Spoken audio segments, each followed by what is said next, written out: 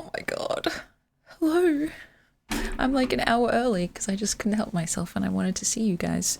But that's cool. I think I'll just get myself situated and set up and make sure everything's working. Because, yeah, guys, as you know, I'm pretty new to this. It's my first day.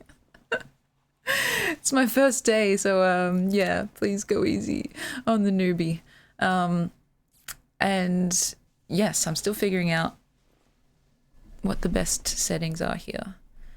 Because I want to move my mic out of the way. That's the big thing. Michael, hello. Always so quick on the draw. Welcome in. I'm wearing glasses. Yeah, it's Halloween ass costume right now. Like, oh my god, it's flipped, but it says number one, like thing one, like from Cat in the Hat. Like, I'm a cat that can talk. That should be enough for you people. Type 8. Hi Cody, how are you? Now I should say I might have to repeat this as we go, which I'll have to do. You must forgive me, but there's just gonna be me today. Yes, I do exist. I know, it's crazy. I feel so like flustered. I don't know. Yeah, first Cat in the Hat. Now thing one. What's next? Thing two. And I just realized it would be so funny to have a surprise guest do the thing two bit. But I swear on my life, I swear on this comb here that, you know, I would fight armies for. This is a family heirloom. There's no thing two. In fact, I will tell you guys a story of how I got this shirt, which was like kind of a happy accident, I suppose. Yeah, no aliens today, which is sad. I know, it's quite sad. And so it's a bit like the boy who cried wolf, the Emmy who cried cherry. But this time, I promise, it's just going to be me. In fact, I have missed our one-on-ones, because, you know, I guess I'm a little bit greedy and I just want you guys all to myself. I can't lie. But yes, I just found this shirt at like an op shop. Here we call them op shops. It's like a thrift store, like overseas, I think you call it that. And I'm actually going to a costume party next weekend. And I don't know how much of this costume party I should like say online because it's a little bit sus. I'm not gonna lie. And as I tell it, I have a feeling that people won't even believe me if I say it as is, right? But nonetheless, it's a costume party. We like sus. I do like sus too, I'm not gonna lie. But okay, this is the kind of thing where you hear it and you think, oh, this was definitely Emmy's influence, right? And even a few of our friends came up to me and asked me if like I had anything to do with this, and I was like, no, I'm just as surprised as you guys, okay? So maybe we'll get into that in a sec because we're literally just warming up here. But that's where I got this from. Like on the hunt for a different costume, I found this at a thrift store / op shop, and I was like, I need this. Like seriously, I need this. And here we are. That's why I'm wearing it today. I figured why not, because I was just too excited and felt like wearing it. The glasses are just because, you know, I like the glasses. These are actually prescription because believe it or not, my eyes are really bad. Like sometimes I have to do this because I can't actually see what you guys have written. And I know that, well, it's kind of douchey to wear sunglasses inside and it's kind of douchey to wear them at night. So it's like doubly douchey. But it has a surprising benefit for streaming, which I only realized last stream when I just tried them on just for fun, which is it's helpful against that really strong ring light glare that I get, because I haven't figured out a better way to set up my like kind of situation here since I started streaming all those years ago. I've always just been like, well, I guess I have to grin and bear having a massive white light blaring into my eyes. But then putting on the glasses, I'm like, oh wait, this is actually kind of normal now. And it made me realize why a bunch of other streamers, people that you guys might know, like Kit Boger and stuff like that, their whole persona involves sunglasses. At first I thought it was for anonymity reasons, but everyone knows what they look like, right? So I was like, actually, it must be partially because of that as well. Maybe also a character thing.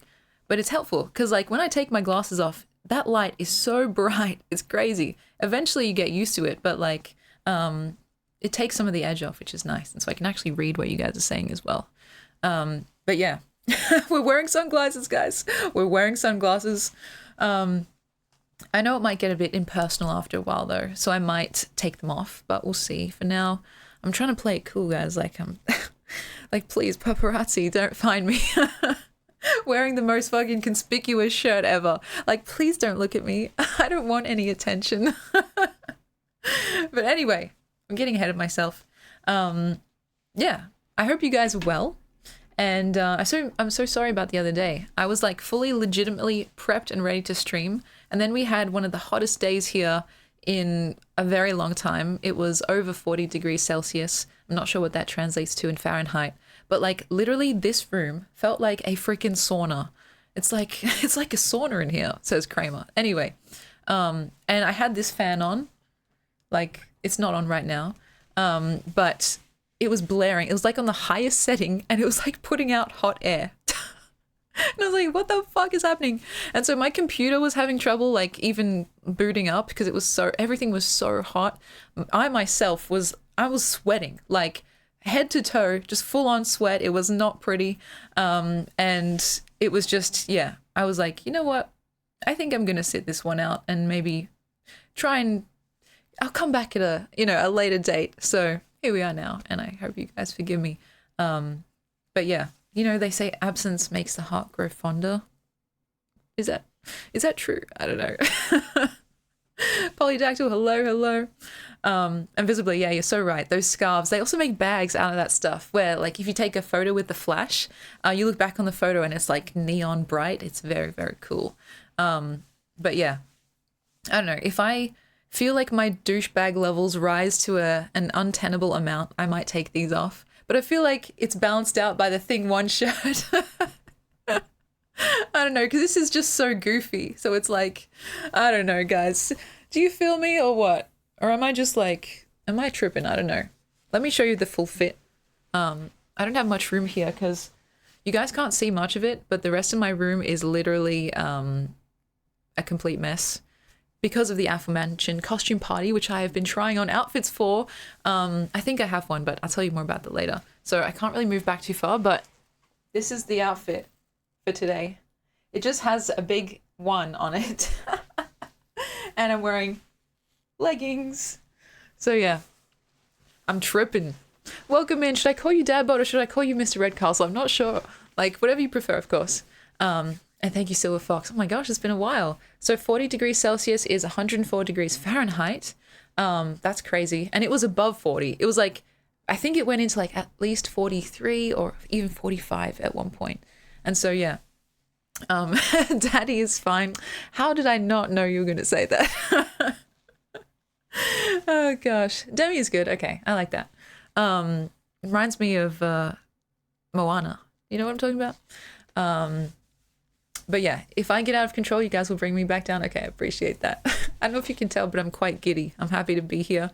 And again, another situation happened, not today, but yesterday, that I briefly mentioned in my last stream, which was like, someone asked me what I do, right? Like, what do you do for work? What's your job? Or like, what do you do in your spare time?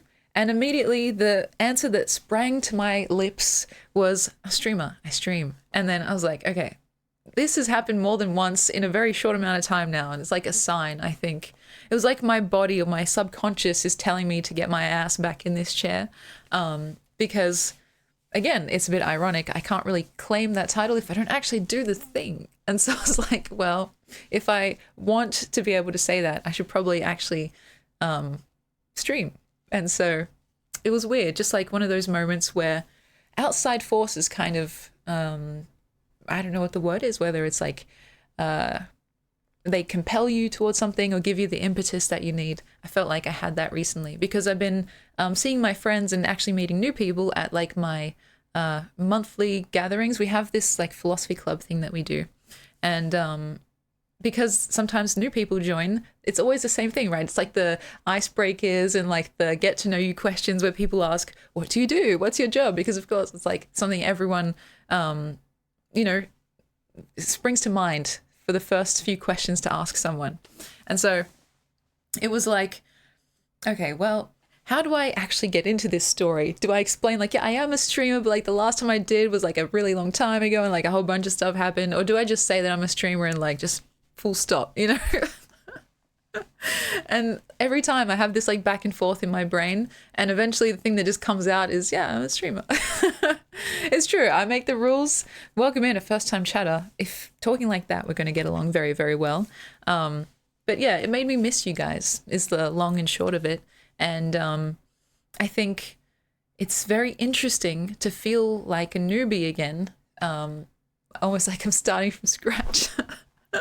That same like nervousness, but also giddy and excitedness. But this time round, of course, I have the incredible privilege of actually having people that I know and love and appreciate, aka you guys, to welcome me back in. And that is something I do not take lightly whatsoever. It's like, I say this every time, but it's truly quite unusual, right? You guys must realize, and I also have tried to tell my IRL friends this because I don't want to give off the wrong impression, right? This channel and this stream in general is so much fun and it's so fulfilling and just wonderful to be a part of, but we are incredibly small scale. We're like a tiny little baby cutie fish in a massive, huge, gigantic pond where, like, you know, most successful streamers, so to speak, have well, yeah, their numbers, they look very different to mine, which is something I've always known and not really given a fuck about, right? But when I tell people that I'm a streamer, I just don't want them to get an impression of me that's like, oh yeah, I'm rich and famous, guys. Like, I'm so rich and I'm so famous. Because that's literally, that's not the reality. And, you know, because sometimes it happens, right? This is something that I've noticed, and it's not something that I find good or bad. It's just interesting and, you know, something for me to kind of think about and maybe bring to my therapist. But when I meet new people and I say what I do, I kind of watch as their eyes somewhat glaze over and they're just like, streamer, clout, like rich, famous person. And I'm like, I'm sorry to disappoint. Like, I'm really sorry to disappoint, but it's not like that.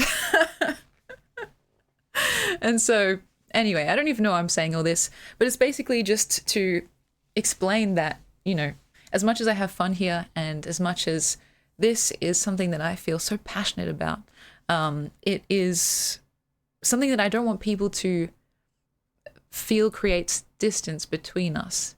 Does that make sense? I don't know. More than anything, I just want people to see me as like someone that respects them and that hopefully treats them with, you know, the appropriate amount of whatever it is, intensity, regard. The world's most famous poet. Do not get me started. And welcome in another first time chatter. I'm glad to have you guys here. Yeah, I'm rich and famous, guys. Did you know that? No, I'm sorry. I'm going to stop. That's not going to become a new meme because it's literally so insufferable. Oh God, I'm sorry. It's literally like 10 minutes in and I'm already being insufferable. I'm sorry. Anyway, I care about you guys a lot is the TLDR. And it's always a little bit of a sheepish thing to tell people in real life what I actually do because, yeah, it's of course flattering to be seen as like I don't know, an interesting or important person, but I don't want to be put on a pedestal like that, so to speak. Yeah, this room is just a set, by the way. If you see the room like kind of rocking and swaying, it's because I am on a gigantic, massive mansion yacht. Yeah, it's true. It's really true. And so, yeah, I've been trying to hide it, guys, but I'm actually filthy, stinking rich. Okay, sorry. I'm not trying to undercut anything that I'm saying right now, but you guys are cracking me up. And so I think all of that I just said because I'm wearing these glasses and it makes me feel like a bit of a douchebag, but I swear on my life, these are actually prescription. Like, can I show you guys? Does this work? Wow, they actually look really dirty. Actually, maybe I shouldn't show you guys that. That's actually disgusting. Okay, let me clean them. Rich in poems? That's a beautiful thing to say, Cody. Oh my god. Also, was that notification too loud? Thank you to the person that just followed. Let me thank you properly. Simple robot. Thank you very much. Let me turn that down a bit. Could start a fire with those Coke bottles. That's very true. And you know what? They're not even the same thickness. Like, this side is more... The prescription is higher, I think. And so, yeah, it's a bit strange. Harvey, thank you for the follow too. I appreciate it. I'm cleaning these so I can show you guys better. Let me see. How on earth do you have fractional sense with that many decimal points? You know, it's quite funny. I literally forgot that was up there. But yes, that is up there. Oh gosh, now I have to explain that. I honestly don't know how it works because it's an automated program in Streamlabs, I believe. You set your goal, and I think I picked 1500 because it was enough for a dress, a ring, maybe to convince my friends to also participate in this sham wedding. But then I just was like, okay, well, how does it figure it out on its own? It's anyone's guess. And I think because the currency sometimes, like it's like Australian dollars or American dollars or whatever, it causes this. Let me try again. Why do they still look dirty? What the hell? I'm blushing. I'm getting embarrassed. Like, okay, we're just gonna have to pretend that you don't see how dusty that is. You know what? That didn't work at all. Anyway, I can see into the future. I can, and the future looks bright. Yeah, the ring light did me dirty. Holy shit. The lens wipes. Yeah, that special cloth. Wait a minute. Do I have one? Ta-da! Amazing, guys. So yeah, this stream is going to be a 4-hour glasses cleaning stream. Try saying that 5 times fast. And this is really random, but my mum is really good at cleaning glasses. She's had glasses for most of her life. And in fact, it's kind of sad because she said having glasses was her biggest regret, as if like she had, like as if she chose that for herself. And I was like, Mom, just, it's okay. You're all good. She can't get the surgery, like the LASIK surgery yet because her prescription, well, at the start it kept changing. And then as she grew older, they were like, you know what, you're at the age where they want to wait because sometimes people in their old age get cataracts, and those two surgeries, you know, they don't want to do them separately. They'd rather do it together. Is that better? That kind of helped. Maybe. No. What the fuck? Anyway.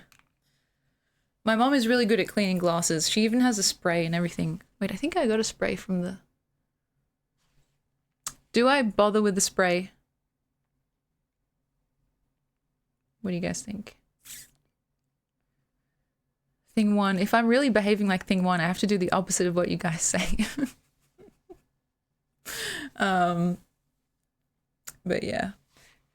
Here in this stream, for some of our new friends, yeah, it is mostly chatting. Sometimes we do music. Sometimes we, like, watch videos together.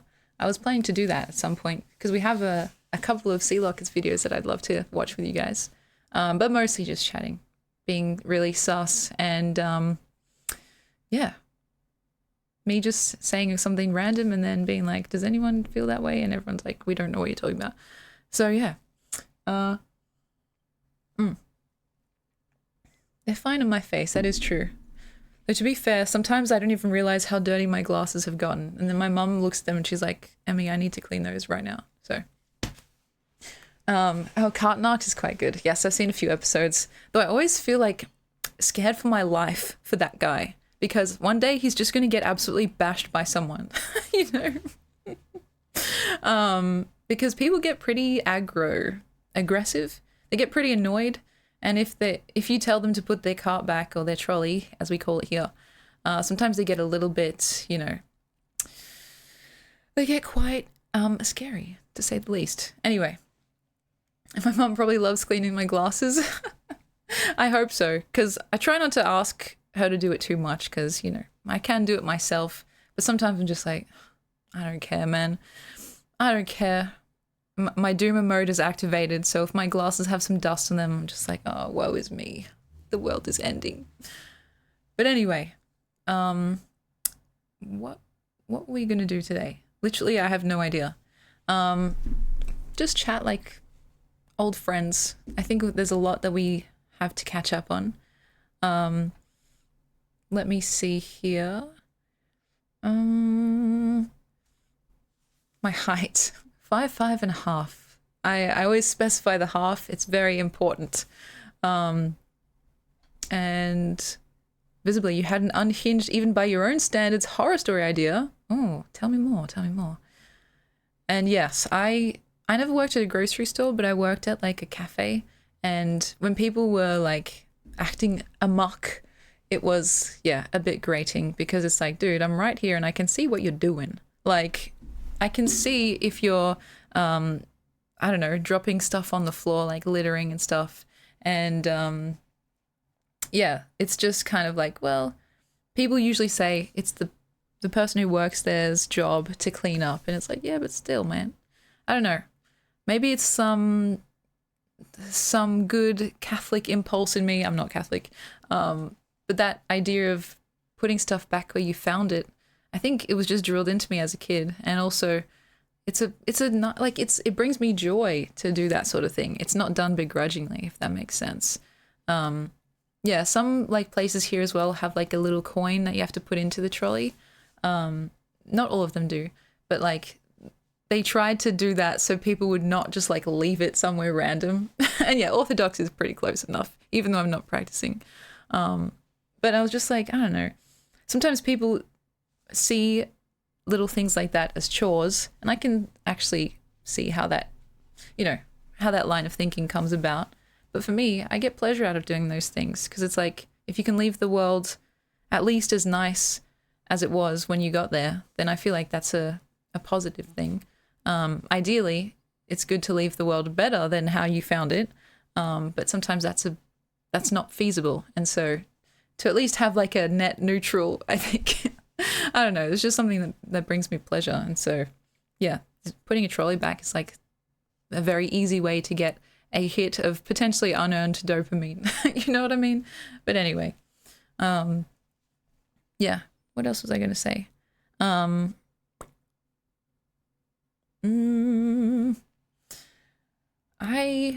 yeah, the costume party. I have a costume party next week, and you guys aren't going to believe what the theme is. I could tell you and you'd be like, that's not true, Emmy. And I'd be like, yes, it is. Let me show you the Facebook event. And they'll be like, okay, we're coming. So I don't even know if I'm allowed to say this on Twitch. And it wasn't even my idea. One of my close friends, he's turning 27. And it's not an Elvis party, though I think he could fit into this vibe. I'm just going to come out and say it. The theme, as he described it, is called SLUTMANIA.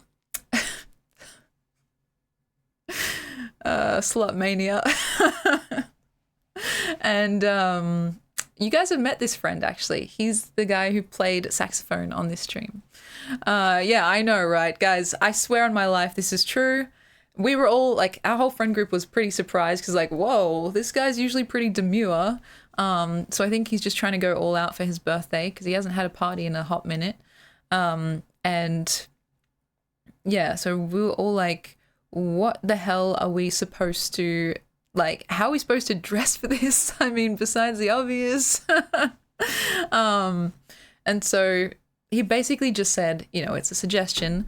You can be as slutty, in quotation marks, or as chaste, I suppose, as you like. And I was like, okay, well, I don't know how far, like, I don't know what everyone else is going to be doing. So I've been asking the rest of my friends, like, oh, what are you dressing up as? What are you dressing up as? And I think most people are taking it a bit like one of those Halloween costume parties. Like if anyone has seen Mean Girls, where like the girls kind of dress up a little bit sexy and they have like, some fucking bodysuit on and like a pair of ears, and they're like, I'm a cat, meow. And it's like, well, I wouldn't have had any clue besides what's on your head. But anyway, I think that's kind of the vibe. But I'm still deciding what I'm gonna wear. And so that's a roundabout way of how I found this shirt. And because I went to what we call here an op shop. I don't want to say the actual one just in case it's a bit too revealing, but it's one of them. And there's a small, very, very small section, like in this massive ass store, a small section for costumes. They call it like seasonal outfits. And then I found a few different ones, but then I saw this and I was like, oh my God, this would be perfect for streaming because like, well, we have a long and storied history with Cat in the Hat. And I was so sad that there wasn't a Thing 2 shirt because I would have snatched that up. And this was like $5. So I was like so happy. But yeah, it's a really weird story when I think about its full context. Going out to a secondhand store in search of a slutty outfit and then finding this. And yeah, I totally would have bought it if the party wasn't happening, but I don't know if I would have gone to the store. That's the thing. So it was like fate brought me to this moment, and I do actually have the hat here. So, oh God. Even though the things, they don't wear the actual hat, but you know. This is just my life, guys. This is my life. It's a wonderful life, I got to admit. But yeah. Show up in this, just wear this, and like, I don't know, I could just go and pretend and like, I don't know, cause chaos. You know how they go around in the movie and like wreck their house? I could do that. Oh gosh. I could dress up like a nun, yeah, that's true. Though that could be a bit blasphemous if I'm like, yeah, I don't know. If I'm a sexy nun, we'll see. I'll keep you guys updated on what I actually end up choosing, because like, I don't know, it's a fine line. And I'm very aware of the fact that like it's going to be just a collection of all my friends who I've known for a very long time. So I don't know if that makes it less weird or more weird to see them dressed as like a sexy fireman or something like that. You know what I mean? A pregnant nun, that's crazy work. Yeah, I'm still not sure. But yeah, I can't even tell you guys like how movie-esque it sounds and how fake it sounds, but it's actually a real thing. And so yeah, if I ever have that friend on again, then we can interview him about it and his thought process, and maybe in retrospect we can talk about how the night itself actually went, because yeah, I'm not sure how things are going to go, to be honest.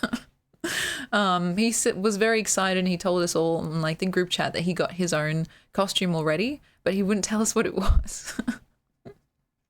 So what could he possibly have purchased? I don't know. But yeah, we'll have to see. And so next Saturday is the date. Your outfit reminds me of the song Sunglasses at Night. Oh, have I heard that song? How does it go? Oh gosh, I could go as some potentially offensive like dress ups, but I don't know. I want to make sure that I pass the vibe check, if that makes sense.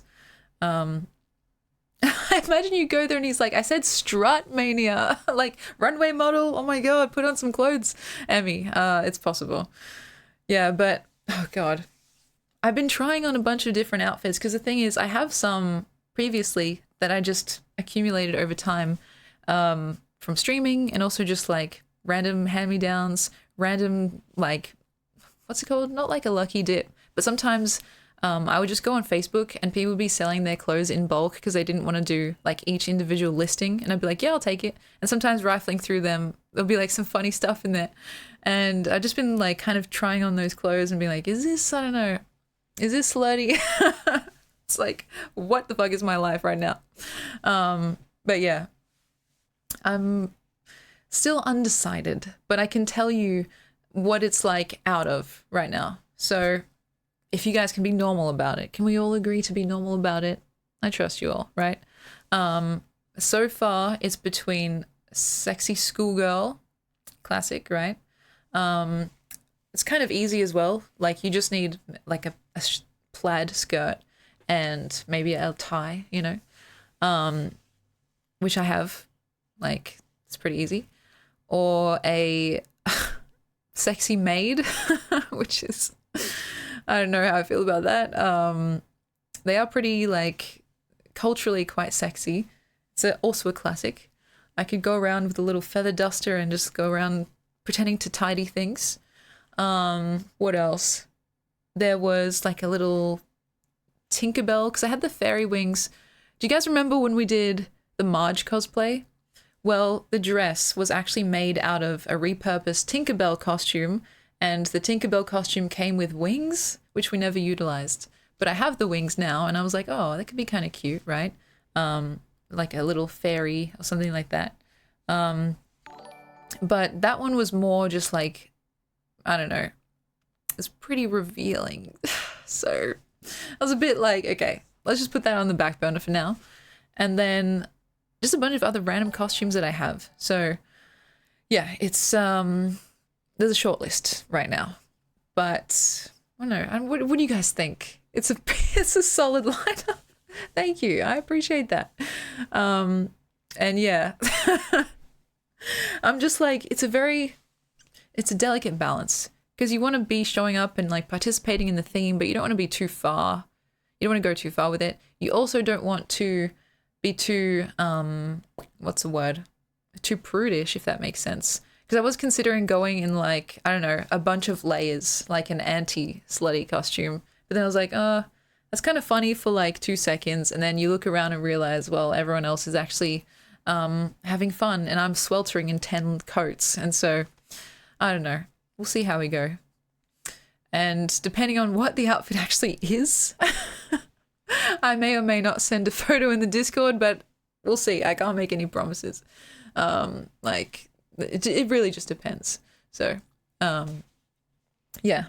I'm also pretty sure that at this party, there's going to be little to no photography, because some people are going to go pretty hard. Like, they're going to go really in the theme. And so the wings are not the angel wings. They're actually in the front, like the kitchen area.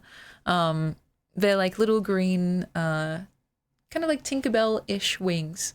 But I don't know where my angel wings are. They must be in the garage. And yeah, for free is crazy. Tell me about it. But yeah, if it's like not too slutty, then I'll put it in the Discord. If it's too slutty, then I'll be like, all right, no, well, let me think about this for a second. And so, yeah, I know it's, God, you can't make this stuff up, guys. I wish I was. You could like, oh God, I could even read to you guys the Facebook event if you want, because I'll remove any of the revealing info. The Discord link, teehee, if you guys want it. Is this the right command? Guys, it's been so fucking long. I think that's it. I'll read to you guys the event thing, but I'll like remove any revealing info. This is my friend that you guys have met. I don't know if we called him by his actual name or by a nickname when he was here. It was actually back in my old room. He had no phone case. I know, guys, I can't afford a phone case. And yes, I know you're there, Polydactyl. But for anyone else that wants to stop by, there's a link. Let me see. So yeah, it's called SLUTMANIA. So everyone was asking me in our friend group, like, if this was my influence. And for the first time ever, it wasn't. Yes, SLUTMANIA, like WrestleMania. God. Okay.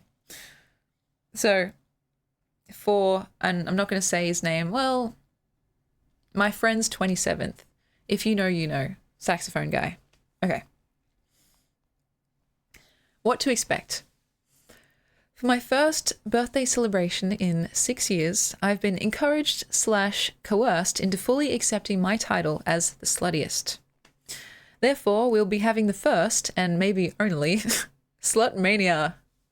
The name of the game is all things sexy, sultry, and or saucy. What that means for you is totally your call. Everyone is encouraged to dress up, but we want everyone to feel comfortable, so commit to the theme as much or as little as you like. There'll be slutty snacks, sexy songs, sloppy twister, and plenty of busting in Flip 7, probably. It's a game. BYO drinks, more details to come, spelled exactly how you imagine. Hope to see you there. And so far, literally all of my friends are going. So yeah. Also, Liddy Bruz, I love that name by the way. You are so on the money, and for a hot minute, I felt exactly the same way. And I even brought this up to one of my other friends because I was like, he's kind of giving me a bit sus vibes. But I have known this friend of mine for a very long time, and like, I'm inclined to believe that it's borderline ironic because this friend, he's always been very demure and very like, I don't know what the word is, like not prudish, but a bit shy. And so I think this was his way of almost like doing a rebrand, so to speak, because he's like, he's moving into that time of his life where he wants to feel, I don't know, desirable or like a bit cheeky. And because my friend group in general is pretty flirtatious across the board, if it were literally anyone else and any other friend group, I would have been like, whoa, what the fuck? And I would have been way more sus, but I totally understand. And it was a concern that I had for probably like a day or so. But then I was like, okay, this is going to be, if you take away everything else, this is at least going to be a very entertaining night. And so, yeah, I did call it, I think I said this to my friend, more or less paraphrasing, a bit of a voyeuristic and quite self-involved pursuit, right, on my friend's behalf. But when I think about it, it's not the worst thing in the world, especially because, like, people can choose however hard they want to go, so to speak. But yeah, I'm very curious what it means. What does slutty snacks entail? It's probably going to be something phallic. I have no clue. And the sultry songs, I hope they play Careless Whisper. And yeah, it's true. I can always take a mental health day. That's very, very true. And so, yeah, I'm pretty sure there's going to be minimal to no photographs because look, in my friend group, like these people, besides me, like all these people are quite respectable professional people, right? Like they have actual jobs where it would not be good if that stuff got leaked, right? But I don't know, I'm pretty sure there's going to be some crazy MFers there that are going to be like, yeah, take a picture of me, like, I don't know, doing something potentially regrettable. I'm probably going to be in the camp that stays behind the camera. So, yeah. But if you guys are good, if you behave, maybe I'll send a photo, depending on what I'm dressed up as. I don't know. But yeah. Oh, gosh. It's going to be interesting. And, yeah. I still haven't gotten a present yet for this friend of mine, so I'm not sure what to get. Like, I don't know if I should go with the theme or just get something actually helpful. Maybe a mix of both. I'm not sure. But anyway. Yeah, that's what's happening in my life, guys. And here I am dressed like Thing One, the absolute sexiest costume of them all, no doubt. But yeah, we'll see how we go. I'm still a bit nervous because, like, I don't know, when you've had friends for this long, of course you're quite close and intimate, like, as in emotionally. But then to see them basically, I don't know, however they're going to be dressed, I can't even imagine. I just feel like my eyes will not know where to go or what to do. I'll just probably be looking up or looking down and like just, I don't know, just not really. I'm just, yeah. I'm already a friggin' flustered person and I'm already like a friggin' sus, horny AF person. So to be put in that environment is just like, oh God. It's like a careful what you wish for situation. So, yeah. Who knows? Thank you. I need the luck. I seriously do. And we don't really hit the clubs. That's the thing. A couple of my, like, not immediate friend group, but, like, one circle out, they're really big into going to the clubs and stuff. And I don't mind them. It's just, I'm the type of person that kind of gets annoyed if it's too loud and I can't hear what someone's trying to tell me. And I always find that's one of the big issues in clubs because, like, okay, I understand that it's mostly for dancing, right? But also a big part of going to clubs is that you find someone that you think is interesting or attractive and you want to go over there and like have a conversation or something. But like the music is so loud. It's just like, hey, I really like your vibe. And they're like, what'd you say? And I'm like, I really, you know what, don't worry about it. And so it's really tricky. And also because I don't like, if I can help it, raising my voice. I don't know if that's like a surprise or if it's, yeah, if that makes perfect sense. But like, my ideal situation is a one-on-one, a bit like this, right? I feel like I do my best work, so to speak, in terms of like making friends and even the art of seduction, hello, where I can actually genuinely get to know someone and like not for any ulterior motive, just to actually ask a question because I am curious about the answer legitimately. And so clubs aren't really, they don't really facilitate that. They serve a totally different purpose, and I respect that purpose. It's just something that I don't really need in my life all that much, you know? And plus, I should also say that I'm a horrible dancer. That's probably also a huge part of it. But I swear to God, I got the white gene where it's like white people can't dance. Yeah. That's me. Like, I seriously, and it's actually like, okay, guys, please just bear with me for a second because this is 100% true. And like, I don't even know how to explain this. I've tried to dance on my own, like, you know, in a room like this, right? Just by myself, music blaring, enjoying my favorite tunes, trying to get better at dancing. And I have a mirror just over there, right? And I literally embarrassed my own self dancing alone because I was so bad.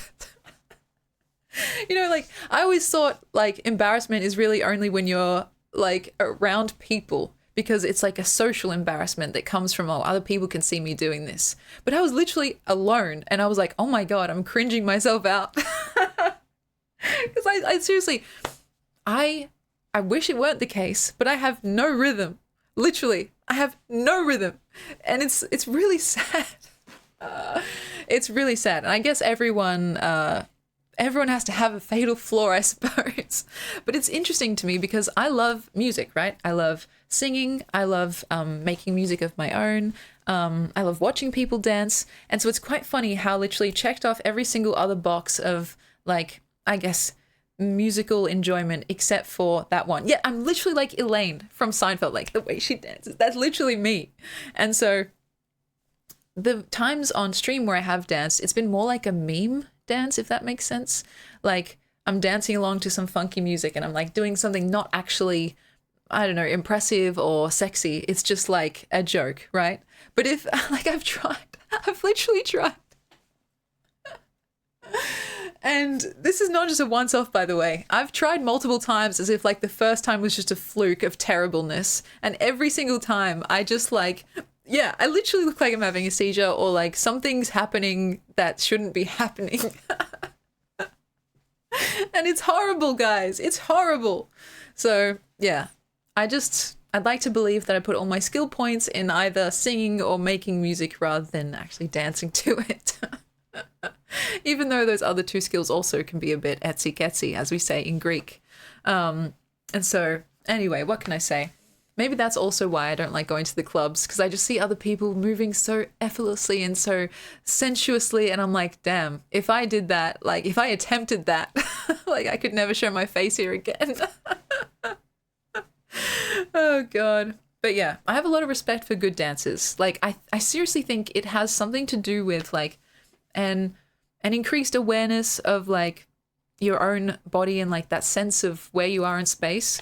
And I don't know, it missed me. That gene, it just went right over my head. And I would practice more, but again, I start cringing myself out. And so maybe I have to just do it blindfolded. Oh God.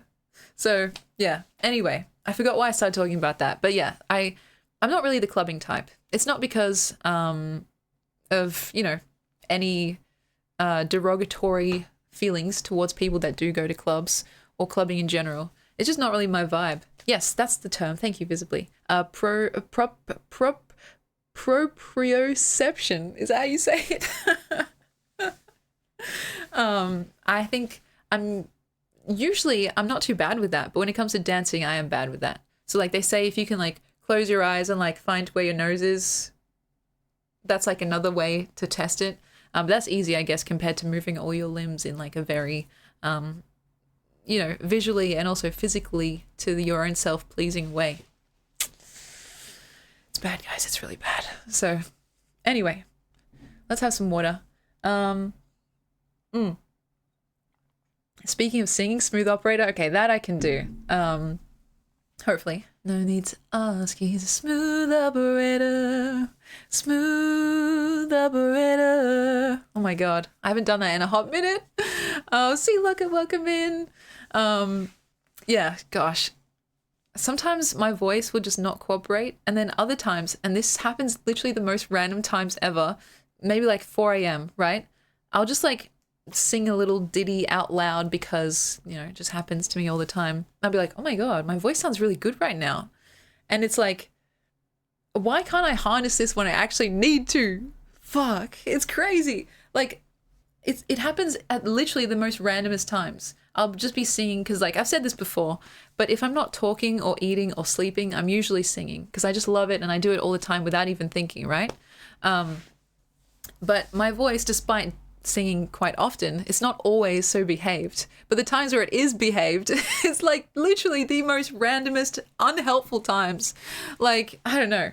I've had like times when I was back in school and stuff where I'd do performances for music class, or like I was in the theater club, of course. Like this would be a really great time for my singing voice to actually be good. And then it would come out like, I don't know. Fuck, I need a song. What did we do in class? Remember once we did High School Musical? We did Aladdin. A whole new world. And I'm like, whoa, what the fuck? And then I'll go home and I'll be like, wow, that was horrible. Oh, see, Luckett. Thank you very much. Did you guys hear Elvis? And then I'll go home and I'll be like very sad and dejected, and I'll just try it again. And it's like, a whole new world. It's like, wow, that would have been helpful like 5 hours ago. Oh God. It literally, yeah, it's one of those things. I've heard it's actually a real phenomenon when singers, they press record on like, let's say their phone, or if they go into the studio. Literally, it's the act of knowing that you're being recorded. Like, it chokes you up a little bit and actually psychs you out. And so I suffer from that tremendously. Yeah, it's so real. And it happens to me when I stream as well. Though sometimes I can try and convince myself that like I'm just talking to myself here, and just forget that you guys are here and watching. How many takes does it take? It usually takes a pitiful amount. I'm not gonna lie. Like back in the fucking Club Cherry days, which, I should start making music for Club Cherry again. It would take up to like 50 tries to get like a 30-second snippet right. So yeah, F's in the chat. Like it's really, and it gets frustrating. The more you frustrate yourself, the worse, the outcomes end up being, because like your voice is getting like more hoarse and stuff like that. Yeah, 14 would be a good streak. That's like literally almost a miracle. My average amount of takes for a particular song would be like probably 25 or 30, I'd say. And so yeah. Yeah, more horse, exactly. And thank you, C Lockett. I'm glad you like the fit. I'm thing 1 today. I'm looking for my thing 2. So Club Cherry is one of my YouTube channels where I post music stuff. And so I want to get back into that actually, though I haven't really been doing music recently. I've been writing more recently, which is good. I've been writing my friends' poems actually. And that's also a fun experience, if you guys will indulge me as I talk about this. Because you guys know me by now, the whole shtick of like the poetry being quite, is sus the word? I don't know. Desirous. And like the language is quite sensual. And so I usually have to give my friends a warning. Like, I'd love to write you a poem, but just so you know, like they tend to be pretty spicy. So just Is that okay with you, or should I tone it down? And usually they're like, yeah, that's fine. Like, hit me with your best shot. But I'm like, you don't know what you're asking. Like, seriously, the warning is there for a reason. And so I've been, because like I said, I've been meeting some new people at these like philosophy clubs and reading clubs. So I've been just writing stuff as a token of my friendship and appreciation. Recently, yeah, I could read you guys one that I just wrote like today/yesterday if you want. And just see like how, on a scale of 1 to 10, how spicy you guys would classify it as, you know? Yeah, whether essential or not, you'll definitely feel it. It's like, and here's the thing, right? And I don't know how to understand my own psyche in this regard, but like, it's not like I'm trying to seduce someone. Like, if that's a side effect, I guess that's fine, right? But like, the main joy that I get is literally from the words themselves and putting them in a particular order that brings me some kind of writerly delight, you know? It often goes no further than that. And it's a way for me to like kind of show off a little bit and be like, oh, look how clever I am. I can put these words together and create some kind of effect. But I understand how at times it can feel like a proposition, even if that's not the actual intention. Does that make sense? Like, I am aware of words and what they mean and their connotations and like the subtext, but it's like, it's just fun. It's like a sparring, like mental sparring in a way. Because, you know, when else and where else do you get to do such a thing? You know, in the realm of social situations, it's not often that you get to just sit down and try to condense the massive world of thoughts and feelings that you have, especially about one person, and like distill them into hopefully what is like a beautiful, nice, unique snowflake of a poem, right? That being said, Adam, you're absolutely right to say this. I definitely have used poetry as a tool of seduction, but I guess the point is that it's not always the point. And in fact, oh my gosh, this reminds me, I've been writing so much actually, not just for my friends, but also for characters that I really like, because we didn't even really talk about this all too much, but I've been getting into Lord of the Rings recently. And I've been literally obsessed with some of these characters that I just thought, oh, I need to write about them. Like, I literally need to write about them. And so I don't know how obsessed you guys are with Lord of the Rings and stuff like that. But if you guys will indulge me, maybe I'll share some of that stuff with you guys too. And again, I'm always very curious about how other people perceive my writing. Because, of course, being the person that makes it, it feels so obvious. And sometimes I think, wow, did I go too, like, obtuse with this metaphor? Like, is this really screamingly obvious? But then I'll share it with someone. They'll be like, what the fuck does this mean? I'm like, is that a good thing? I don't know. Because something that, like, something that I've been thinking about very, very recently. And in fact, I was talking to my brother about this because I think some of you guys know he's doing his PhD. So he's still at university, right? And he's been trying to get me to go back to university. Bless him, seriously, he's such a sweetheart. Even though, like, after I finished my honors degree, I was like, I am never going back there, right? But I have been considering it because I've been thinking about a potential thesis idea, which is the idea that in poetry especially, you have the opportunity to almost do this archaeological work and dig down to find the truth of something that can be expressed with really like atomic exactness. Does that make sense? I wrote about it more on my phone, but like you can do this in regular speech and regular stories like prose, Prose. But in poetry, I think that is even more pronounced. And if you try really hard, you can find literally the truth or the essence of a thing and use language as a way to kind of excavate it from the kind of fog of our everyday world when we use vague language to describe stuff like, oh yeah, that movie was good.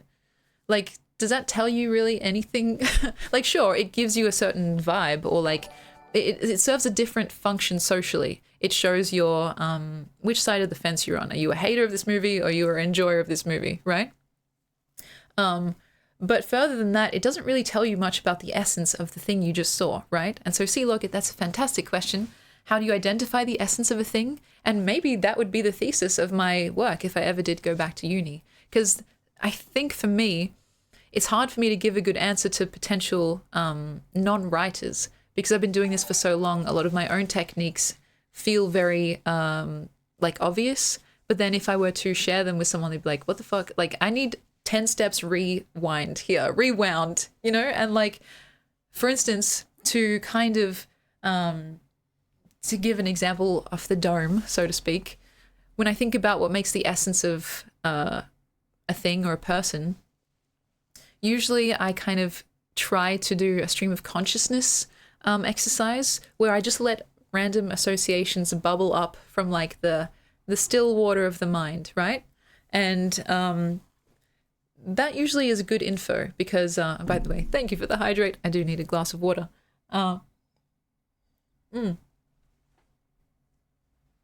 Your first impressions and thereafter your, your continued stream of consciousness impressions give you a good starting place for where to go with your own writing and even just examining your own feelings, right?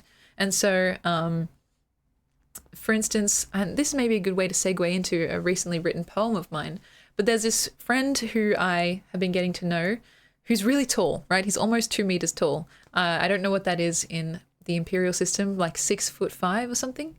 And so it's quite obvious, right? But when you think about the essence of a thing, sometimes it is obvious. And so the first thing that kind of bubbled up in my head was like tall, right? Okay. But then you can like skim past the top layer because that's usually the stuff that is very quick to mind, and things that are quick to mind are sometimes also quite cliche. That's what cliches are there for. They're easily accessible, easily grabbable. But if you want to write something that feels original, you sometimes have to push the first thought aside and maybe dig down into the next few thoughts, right? And yeah, so Sea Lucky, you're absolutely on the ball. And so I was like, okay, tall. Then you have those obvious associations of like tall people. Sometimes they get told like, oh, how's the weather up there, right? Or if someone's flirting with them, like talking about how they're climbable like a tree, right? And so I was like, okay, that's an interesting thought because yes, it is. It's like a mix of acknowledging part of an essence of someone, but also a bit flirtatious. But then how do you take that and turn it into something that's less cliche? Because everyone always says that. Climbing someone like a tree, right? And so I was like, what about climbing someone like a jungle gym? Do you guys know what a jungle gym is? It's like a playground, like the monkey bars, that's what we call it here. And yeah, everything in that little, we used to have these like playgrounds with like a bunch of little, I don't know how to explain it, things that you can climb on and like a slide and stuff like that. And yeah, I was just thinking about those things in sequence, like having that first thought be like the tall person and then going, and it's kind of that archaeological feel, if that makes sense, because you're digging, right? You're trying to find something that feels true, and that is very hard to do because it's so subjective. But it's also, it's fun, it's exploratory. And I think if I can be so bold that it leads you away from cliche, because where someone might say, damn, bro, you're so tall. I want to climb you like a tree. Like if someone's tall, they've heard that before. Like if someone's ever flirted with them before, they've heard that, And so it's like, okay, how do you take something that's been heard before and potentially try and make it fresh, right? And that's for me where part of the fun comes from. And so if I may, I would like to read to you guys this like poem, which came from literally that example, and see if you kind of get the vibe, right? And so, yeah, anyway, we have a lot of new people here. Hello. And sorry, I am rambling right now. I appreciate everyone's patience with me because sometimes I get on a train of thought and it's like, it just goes. And so, yes, I'm reading my poems again, guys. Oh my God, it's crazy. Let me just say a quick hello to everyone. Forest of Wise, hello. Placey, it's been a hot minute. How are you? I hope you're well. We've got Sire Nerdius, which is hilarious and feels like it could be from Lord of the Rings. What's my thing? I guess you'll see. And anyone else who's just happened to join us, thank you, thank you, thank you, thank you. Okay. Let me read this to you guys, and I want you guys to be honest. If it sucks, tell me it sucks. If it's good, tell me it's okay. If it's spicy, I want like a scale from 1 to 10. So I have to find it here. I won't say the person's name because this is a real person in my life and a real poem that I actually sent to them. So let's see. I can also paste a plain text version if that's easier, because sometimes, you know, the voice or the accent gets in the way. But it's called His Name. So, every veritable inch of him looks climbable. Reminds me of that breathless, giggling, muscular joy from way back when in the jungle gym, where the sky was flattened to a tile as blue as heaven's swimming pool, the air thick and sweet and new. Only now, the apparatus is warm and inviting and capable of climbing too. Climbing back, if only in the mind behind smiling eyes of mine, where the travelling gaze from root to peak is no less delicious, as tactile as if astraddle those vertiginous limbs. What do you guys think? It's a little bit cheeky, but it's also a little bit like soft and sweet, and there's like an allusion to kind of, you know, this childlike joy from playing on like a swing set, but then it's very quickly like snapped back into a present kind of eroticism, you know? And it's fun to do that, to like make allusions to things, and it makes the contrast, I think, stand out even more. And so, yeah. An adult swing set, absolutely. So spicy, not spicy, what do you guys think? And to our first time chatter, Kat K, welcome in.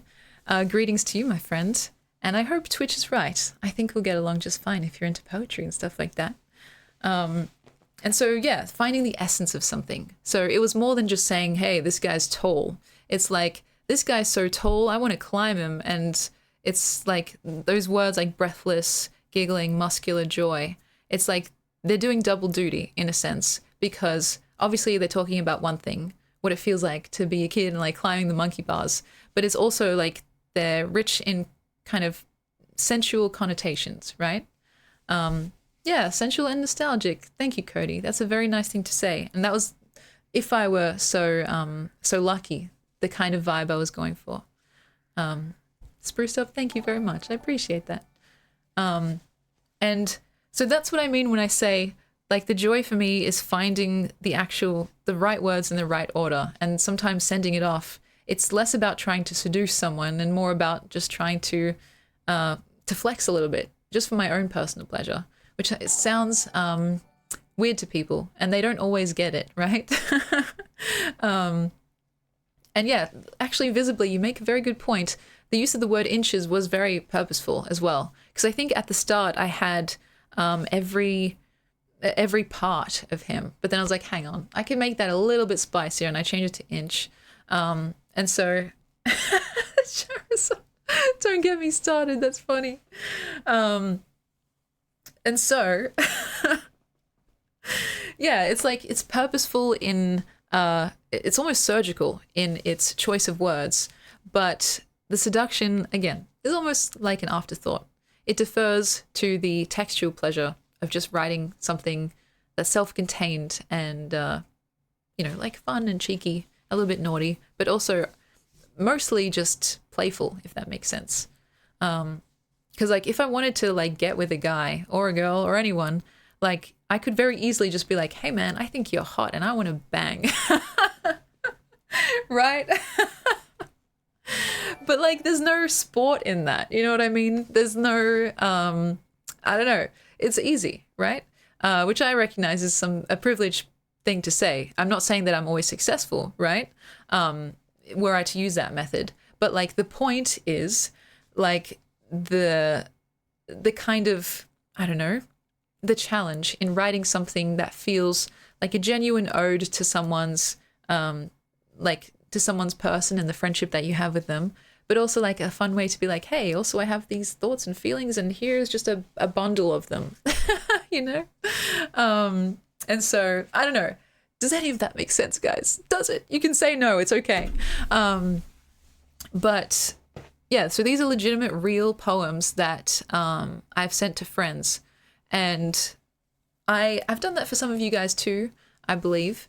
And I'm always kind of trying to toe the line because I don't want to give people the wrong impression. And I know that sounds funny when the impression is literally served up on a silver platter. I guess the point is that like I'm married to the hustle. You know, like whatever it is, like it's borderline masturbatory, I suppose, which is something we've probably talked about once or twice.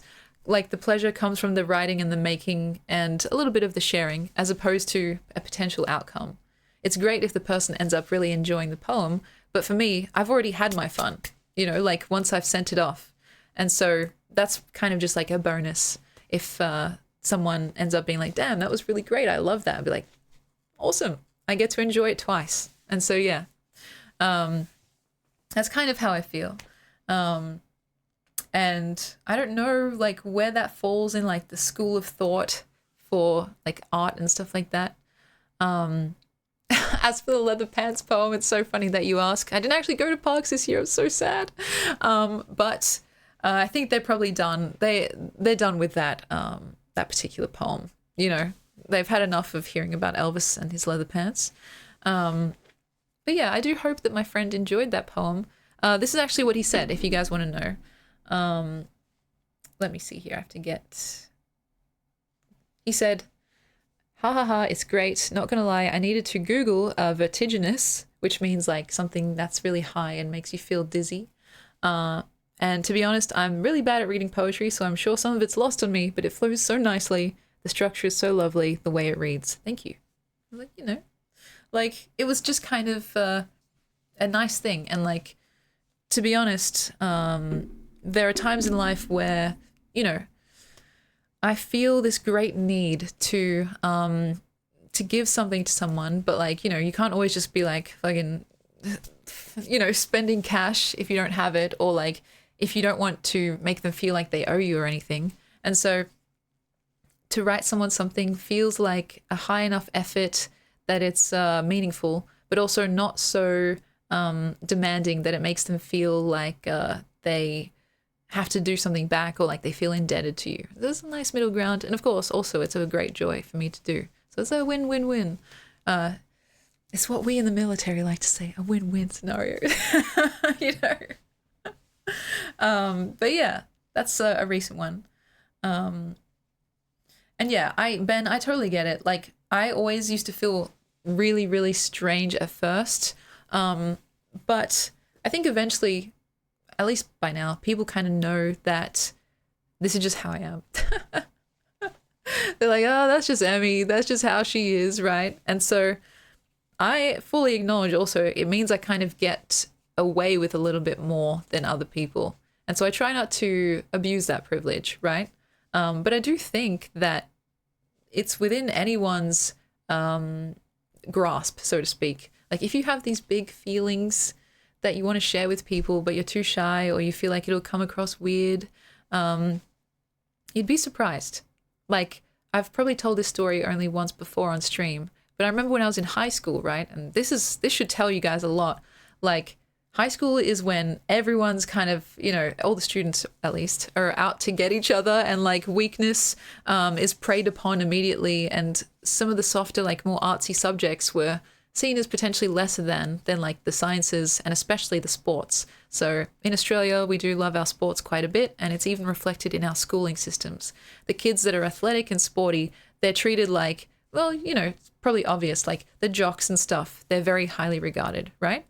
And so I remember one time I was in a drama class with a guy who was kind of considered a jock, I suppose. He was like in the intersection between someone who's quite sporty, but also a little bit theatrical. And so he had like a finger in multiple pies, so to speak. And so, give me a sec here, guys. So, I was in a like class team with him for one of our drama performances. We got to like become fast friends because of it. And I like, oh, I had this idea based on something that he'd said. I want to write a poem. But like, this guy is very blokey, very, very, very blokey, right? And no, Lily, you're totally fine. I think, yeah, we're on the same page. I was a bit scared because I'm like, this is a really gushy, heartfelt poem that I'm about to show someone who, I don't know, could literally tear me to pieces in terms of like the social hierarchy. You know what I mean? And this poem is actually on my website as well, which I've read to you guys before. But I was like, you know what? Fuck it. And I ended up sending it to them on Facebook Messenger. And I was like, hey, something you said just made me want to write this, and I hope you like it. And like in my own head, I was like crossing my fingers, like, please don't make fun of me for the rest of my life, you know? And I remember at the time, like my heart was in my throat. I was so nervous. And they ended up responding so sweetly. And it's such a lovely message of like genuine, like gratitude and thanks. And they were just like, that is like one of the nicest things anyone's ever done for me. Thank you so much. And I love it. And don't ever stop writing. And I was just like, it's just like, I don't know, it meant all the more because it was so unexpected. And I fully was ready to like basically commit social suicide in doing this, right? Like I was that committed and that married to the hustle, right? Real recognizes real. That like, I just thought, well, whatever happens, I guess I'm accepting it, right? And so, yeah, it was immensely gratifying. And like that poem, I still hold quite dear to my heart. It's the one on my website that goes like, you know, despite everything, like today was a miraculous day. The clock just kept on ticking, blah, blah, blah. But you still lived and you lived, and what a gorgeous miracle that is. Something like that, you know what I mean? I can't recite it off by heart anymore, unfortunately. But like it was very, very gushy. Like, and I think part of that was also on purpose because I was like, if I'm going to embarrass myself, I might as well embarrass myself tremendously. You know what I mean? Like, let's not just go half-hearted here. And so the fact that he was so sweet about it was really, really comforting. And it reaffirmed this idea that I have in my head, which is like, you'd be surprised how many people are really just like searching for or lacking in tenderness in their lives, you know? And that how welcome they would find it were it to be given to them in one way or another. Sometimes that can be in the form of a poem, or sometimes it's just like in a kind word or like a hug even. Even the people that you wouldn't expect, like the jocks or, I don't know, the people that are maybe a bit more rough around the edges. It's something that has been a consistent through line in my life. The people that potentially you least expect to be interested in something like that, they tend to be the most receptive. And maybe because they're less inoculated, so to speak, they seem to be at times the most affected, you know? I need a hug. I feel like we all need a hug. Bring it in, guys, bring it in. You know, like, I don't know. I don't know if this rings true to anyone else, but I've often found the people that most need a little bit of tenderness and sweetness, they often don't make themselves known in that way for whatever reason. And that's why it's even more important to, I don't know, just be freely loving and tender when you can, if it's safe and if you want to. You know, I don't think that means to like give out pieces of yourself if you feel uncomfortable or like you feel like this person hasn't earned it. In all these cases where I've given people poems, they have like ignited something in me that has been the impetus, right, for me to write. And so it's kind of like a case by case scenario. And yeah, so far I've been very lucky that people have been receptive to my poetry. But yeah, I think it's possible to work your way up to it. So if you're one of those people who's like, oh my God, I really want to share this, I don't know, this thought or feeling that I have with someone, but I don't know how they're going to take it. Honestly, just do the thing, like send the risky text. Throw your phone like at the wall afterwards if you have to, but still send it and just see what happens. I think that makes life a lot more interesting that way too. And so yeah. How can you give pieces of yourself to others without feeling like you're losing a part of yourself? That's a really good question. And I don't know if I have a good answer for this, but I will say that if you get to a point where it is genuinely fulfilling for you to like share your thoughts and feelings with others, it kind of feels like you're actually gaining something rather than losing something when you do it, you know? It's hard to explain, it's paradoxical, but that's the best way I can think to describe it, where it's like if you're filling up someone's cup, it's also filling up your cup at the same time, you know? And if I was able to spend a little bit more time on that on my own, I'd probably come up with a better way to describe it, but that's something that I've at least experienced on my own. So it doesn't feel necessarily like you're losing something. It feels like you're actually gaining something. And so, yeah. Yeah, it's like, it's something that takes time, of course. Something that takes practice and potentially a bit of awkwardness, you know. There have been times where I've sent someone something and potentially they've thought it meant something else, and I've had to be like, oh no, sorry, I actually just meant it this way. And, you know, that's kind of just part of the whole experience, right? But ultimately it's so gratifying in a personal fulfillment way that I think it's worth any potential embarrassment, you know? And like Annie Dillard says, who's one of the great writers, at least in my opinion, like when it comes to writing and stuff, the ideas, they refill in your mind like well water. So the more you take out, it just replenishes itself instantly.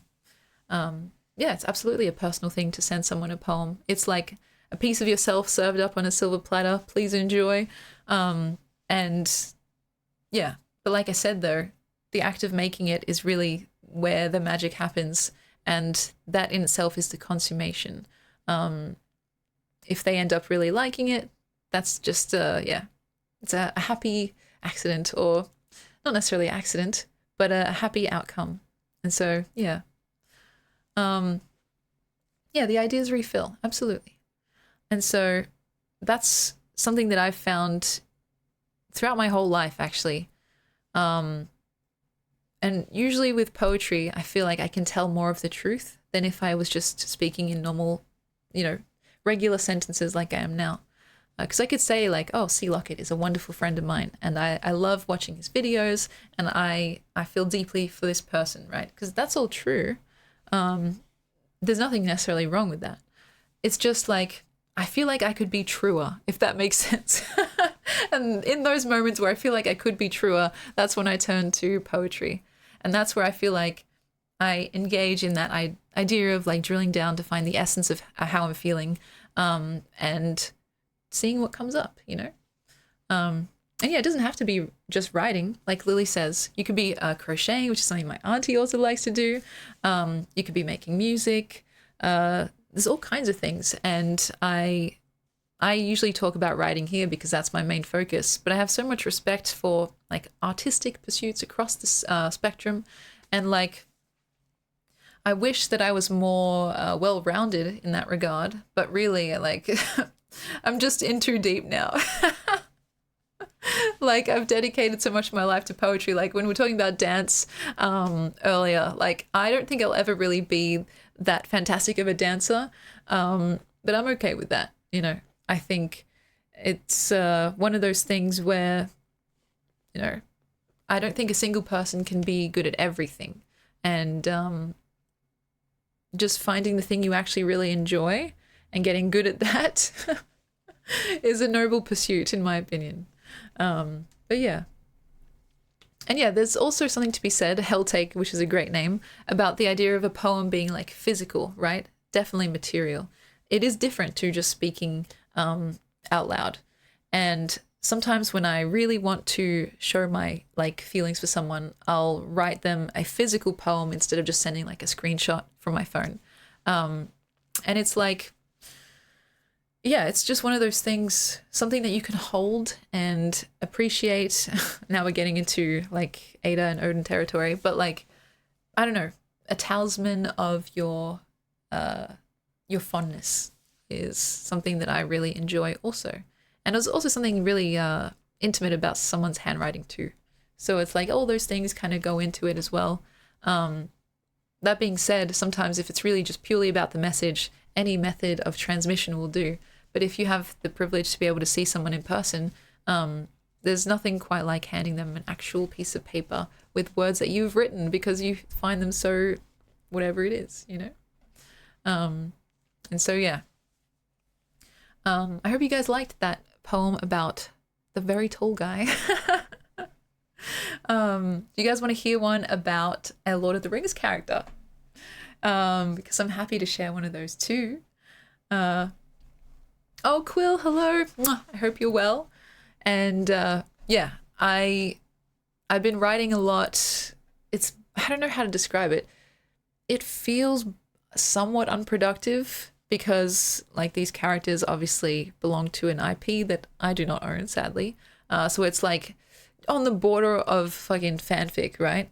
But still, I think I do get something out of those character studies. So if I'm writing about a Lord of the Rings character, for instance, as unproductive as it may feel and like totally self-indulgent, I think the act of writing is also an act of learning, and so I can kind of justify it to myself that way, to be like, yeah, I'm not just luxuriating in this character's extreme hotness. I'm learning, you know, I'm learning, and that's kind of how I've moved through the world for most of my life, to be honest.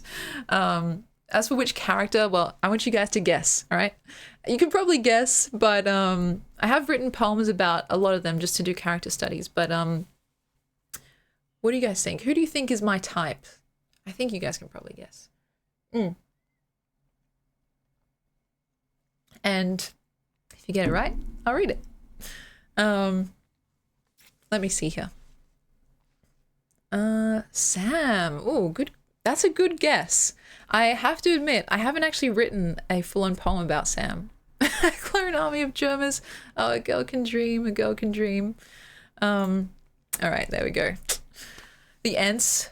Ooh. Treebeard. I basically was kind of channeling Treebeard when I wrote the tall guy poem. But no, I haven't written specifically one for Treebeard. But yeah. Golem. Not Golem. That's quite funny. Not Golem. Faramir. Okay, yes. Yes to Faramir. And probably unsurprisingly Boromir as well. And yes to Aragorn. I also wrote about Arwen and Legolas as well. How do you guys pronounce Legolas? Because for a long time I was saying Legolas. Legolas. But then I heard the actual pronunciation is like Legolas. So anyway, however you say it, that guy. Oh, Arwen. Oh, cool. You had a dog named after them? That's interesting. Yeah, she's like, I think I've probably said this before. When I watch Lord of the Rings, every time Arwen comes on screen, I'm just like, damn, the camera loves her. She's so gorgeous. And it's like, I don't know, sometimes I have to look away. She's so beautiful. So I had to write about her, of course. And yeah, I was just doing these little character studies in the form of poems because I could have written like longer prose poetry, but I was just kind of going quick. Like once I was in a visual art class and we had the choice to either draw one pose for like, I don't know, 20 minutes, for instance, or draw like 5 poses with 5 minutes each. And I found that my skills really quickly improved when you kind of just go in a rapid style, like one after the other situation. And so that's kind of what I was doing with my writing as well. I just did a bunch of little snapshots, like vignettes almost. And so Tom Bombadil's hilarious. Oh gosh, I should write about Tom, but he's basically like a poem in and of himself. Like he comes in singing and stuff, and he has like a hot river nymph wife. And so, yeah, I've still got more poems to write for sure. But those are the main ones. It's like Faramir, Boromir, Aragorn, Legolas, and Arwen. And so, yeah, Shelob, oh my god, don't get me started. it's crazy actually. I'm going to do a Lord of the Rings marathon very soon. Like 3 movies, extended edition, back to back to back. And somehow I wrote my friends into doing it too. So that's going to be very, very fun. They're going to go on a journey and so are we. So yeah, it's classic. All right, since you guys have guessed my crushes, which one would you like to hear? Because I feel like if I read them all, you guys will just get inundated with too much Lord of the Rings thirst. So I'll do it in pieces. All. Oh gosh, I feel like I should have expected that. First in, best dressed, whoever you want to read about. Oh, a poll. That's actually a good idea. All right, I'll do a poll. Give me a sec. While I do that, you guys can tell me how you're all doing and what you've been up to in the time since we've been just crushingly apart. Who to read? Let's see. Just in order of like the way I've written them. And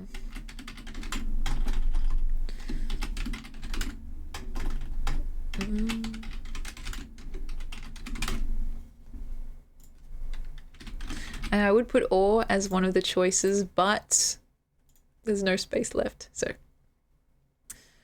there we go.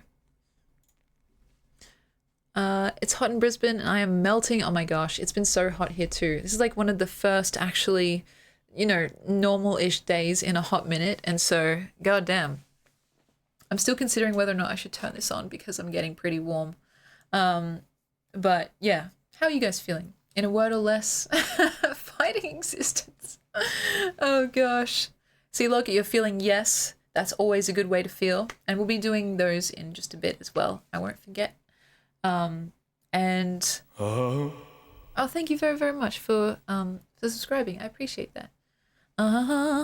Yeah, the weather is like, we're kind of known for having 4 seasons in one day, or actually 5, where the 5th season is just, well, fuck you. And so, yeah, it's like, it's a stereotype and a meme at this point, but it's actually just true as well. The weather be cold AF over here. Damn, it's summer here and we've been melting like icy poles. Visibly, you're feeling like you need some coffee. That's fair enough. Does it surprise you guys that I don't drink coffee? Like, I honestly feel like if I did, I'd be like potentially dangerously hyper. Like I once got a migraine from drinking a Slurpee because there was too much caffeine in the Slurpee. So yeah, I'm just gonna try and not like, you know, not start the coffee addiction because I know once I do, I might never come out of it. So I probably would die if I drank coffee. So just water for me. I'm boring. And sometimes a bit of juice, like mango juice. That's my shit. Like, I don't know why, but I just, it's my kryptonite, guys. And so, yeah. I love, oh, you guys want to read Aragon? Okay, bet. I love mango juice and I love mango milkshakes. Is there something I would like for my wish list for the party next week? That's very sweet of you to ask. Honestly, I know I have a bunch of like wish lists and stuff set up and I have this set up, but I want you guys to completely ignore that stuff because like I'm just getting back in and I feel like I can't ask for anything except your wonderful, wonderful, hopefully enjoyment and, you know, the joy that I get from hanging out with you guys here is worth more than anything else. We'll read Aragon in 1 sec. And, you know, if you guys really want, I'll show you a couple of other ones too. It's a, what's it called? Like a fake poll where we end up doing them all anyway. But maybe this will be a good way to see the order at least. But yeah, as for my friend's party next week, I have no idea what to get him. Literally, I don't know. Like, what do you get someone when the party topic is called SLUTMANIA? I don't know. I don't know. Anyway, let's read Aragon. Now, I have to admit, this one is kind of short compared to the other ones. But we'll see how we go. Let me find it.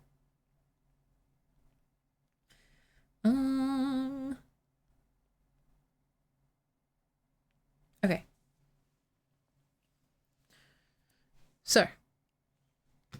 And yeah, something personalized would be a good idea. I don't know. We'll have to see. A new saxophone.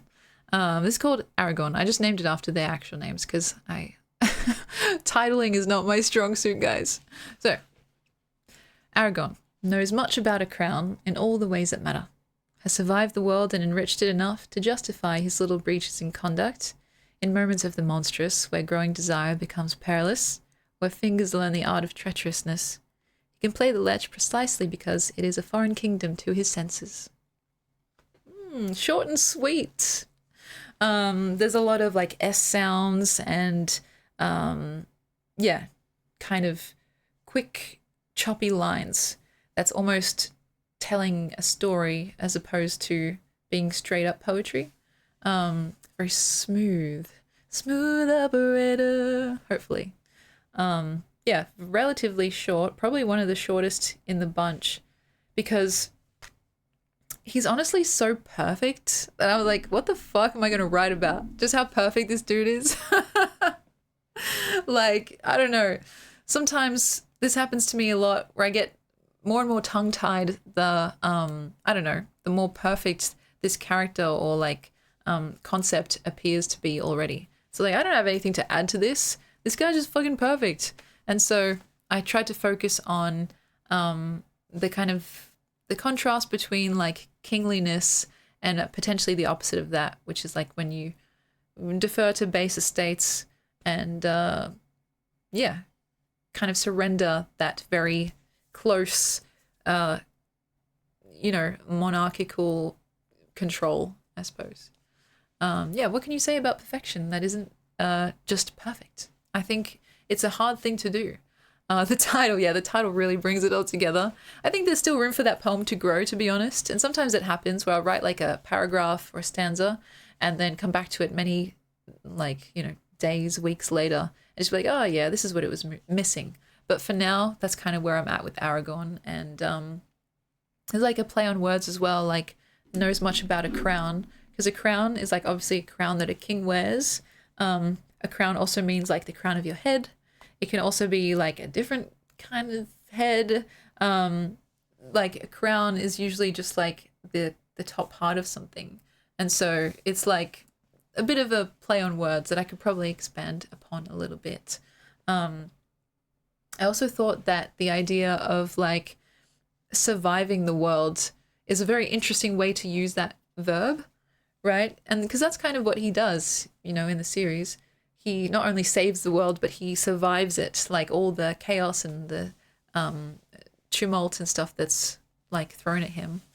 And so, you know, in the poem here it says he survived it and enriched it enough to justify his little breaches in conduct. I wonder if that's true. I don't necessarily subscribe to that belief, but it's like, if you've done enough for the world, does that justify anything at all? But like, yeah, the idea that he's usually so refined and like controlled and put together that it means he's more like a visitor or a traveler in the world of the lecherous as opposed to someone that lives there. And so a lot of those characters are actually similar because they're quite noble and princely. I have, I think, a type in that sense, because if someone already starts debased, so to speak, then like it's not really that interesting. There's nowhere to go unless they go up and they have like a character redemption arc, right? But the more interesting, I think, situation is when you have this character who's quite noble and highborn, right?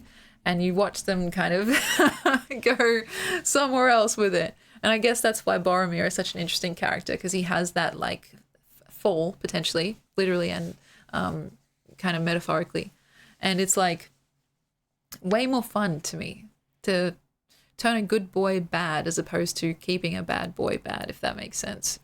And so, yeah, I think you can make anything interesting, but for me, a particular trope that I really like is just seeing how far you can like poke and prod a good boy until he just loses all composure.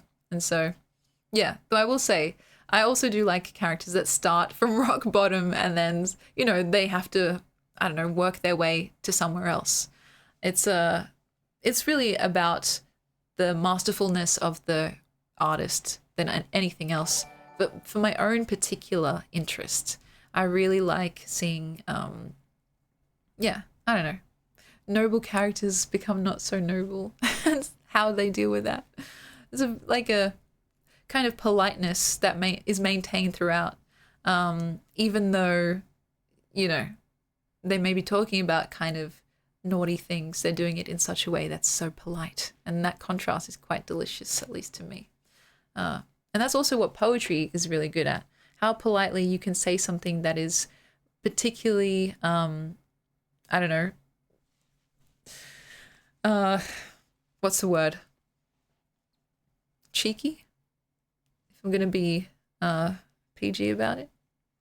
But yeah, it is fun to see people being tested, seeing how people react to things, because it helps you understand your own perception. Like, how would I react in this scenario? Would I be as intense? Would I be as principled? I don't know. It's like one of those interesting thought experiments, and it's helpful because instead of having to do the actual thing, like your goodness and nobility being tested for real, you can actually just read about it and save yourself part of the trouble, which is nice. You know? But yeah, I think you can live vicariously through something you make up. Absolutely. And yeah, I believe in the fact that it could help make good choices in the future. It can help you if you take them to heart, that is. A lot of the time, and I'm no exception to this, sometimes like we will consume media or content and it will just kind of go through us because it's something we're using to distract ourselves. But if we're actually taking those lessons to heart, absolutely, we can like better ourselves through that. And so, yeah, what would X do? That's exactly right. And so if you guys want to hear another one, I have another one. But we have to be normal about it. Can we be normal about it? Because that's the thing. It's a very, some of these can be, you know, you guys know at this point. It's not always like this type beat. I forgot. How can I see who was next on the poll? I don't know. I only saw the winner. Oh my gosh, I can't believe we still have the vacuum find up. That's so funny. That's so funny. Just don't mind that. That's something from a past stream. Goodness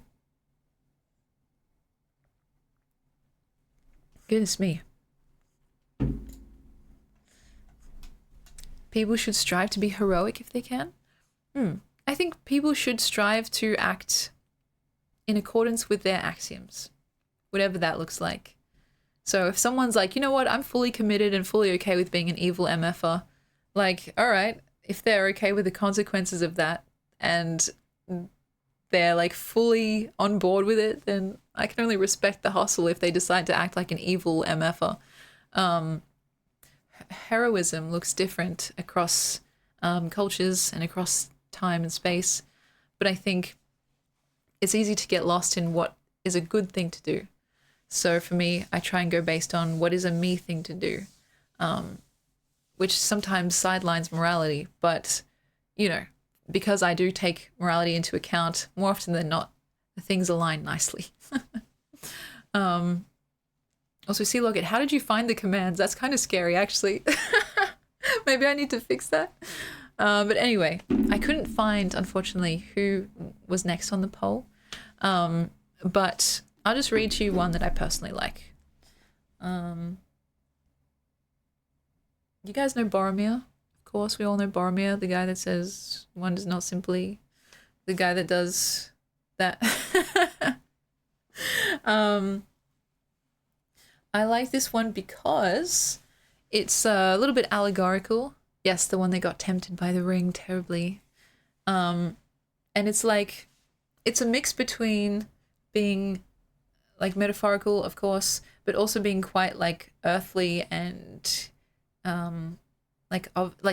sensual in the manner of speaking, that it's of the senses. And so it's called Boromir Part 2, actually, because I wrote a Part 1, but I didn't really like it. So Boromir Part 2. And so let's see what you guys think of this and what you think it's trying to say. Oh, thank you, Sea Locket. That's good for me to check on and see if there's anything potentially revealing in there. How did you even find that? But anyway, Boromir Part 2. This man is the man of men. Carved from the first, he's Adam if Adam had been glass blown and not blown into from dust. The breath of life inflates the man until, fit to burst, no longer or more rigid could he be, and his blood is up and thick, a monumental proof of carnal proportion. A gustatory envy he evokes in the carnivores of us, as if he could be rubbed down with herbs and perhaps rubbed right enough to marinate himself. Does the man of men ever need anything? The maidens cry. Or is he just sustained by the wicked glint in his wicked eye? To be made a man is to crave a companion. A poet may deem this man to have yet to learn craving, considering the backlogs of hungry folk willing to sate him. So it's a little bit like religious imagery going on there. A little bit cheekiness. What else? Yeah, like that idea of being so in demand that you've never had to learn what it means to want something. But I think wanting something is like a fundamentally human experience, right? So he's kind of missing something in being a paragon, being elevated to a status above normal people. Yeah, beastly is a great word for it, totally. And definitely reverent, absolutely. To be considered the man of men as like the blueprint. I don't know how much you guys know about like traditional like religious stories and stuff. I'm personally not religious, but I know the story of like how Adam and Eve were supposedly made, where God like takes a bit of clay or like dust and like breathes into it and it forms Adam. And so I was like in this poem like playing with that idea, and so saying he is Adam if Adam had been glass blown, which is like, you guys know what glass blowing is, right? Instead of being made from dust, which kind of, it brings connotations of something being more fragile, like quick to shatter, but also harder and like more beautiful, because it's like a refined process where some beautiful colors, glowing hot, definitely meticulous, yes. And yeah. Phantom, welcome in. You have a question, hit me with it. Yeah, I remember back when I first started streaming, I made personal commands for like my first 10 or 20 like subscribers or something. I can't remember. There's one for Phantom, that's quite funny. But yeah, does that make sense? Like, it's obviously a very innuendo-laden poem as well. It's like that idea of being literally a feast for people to devour, because sometimes I imagine that's what it would feel like to be so worshipped by people. Like, he's kind of the last hope for his people, so they're all looking to him, but it's like, damn, how must that feel? It's a lot of pressure. And so yeah, to be actually literally devoured, like just a total slab of meat. It's quite beastly, I think. That's a great word for it. But yeah, what else are they gonna say? I quite like Boromir's character. Like, some people think, especially if they haven't read the books, they think that he's just like this dude who all of a sudden snaps and goes crazy, but it's like he's one of the more sympathetic characters in my mind. Yeah, how do you not fold under pressure? Especially if the pressure is like literally this supernatural entity that's using your own cravings against you. Because he wants the ring, of course, because his plan is to use it against the enemy to protect his people. So it's like there's a noble seedling in there, but it's being obviously twisted for evil uses. And honestly, that feels quite human to me. Like Aragorn and the others, they're a little bit more inoculated or like immune from the ring's power, but like Boromir's only human, you know? And I think that's how most of us would fare if we were given such a task or placed adjacent to it. So, but yeah, my Lord of the Rings poems, guys, there we go. It is a whole arc. I don't know how I got here. Like, One moment I was just, reading the book or like reading the blurb, and the next minute I'm just like watching a back to back to back movie marathon. So, goddamn. The ring would be mine. Yeah, I know, right? I would not be able to fight. Like, I would, hell no, would I be able to throw it into the volcano? Jesus Christ. I'd love to do a dedicated Lord of the Rings stream at some point. I think that'd be lots of fun. But I don't know what we'd do. Like, would I just dress up or like talk in Elvish? I don't know. We'll see. I could be Gollum. Oh my god, that would be amazing. Oh my goodness, that's crazy. Zorever 1991 India donated $100. Thank you so, so much. That is incredibly generous of you. We're getting like that much closer to me marrying German, which is funny. If you guys want to see, look at this. My locket from Sea Locket. Thank you again. I don't even know like what to say except thank you. Like, that means a lot to me. And this is the guy that I'm going to marry, even if he doesn't realize it. Wait.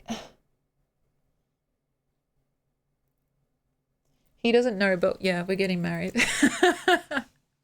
Thank you. I appreciate it very, very much.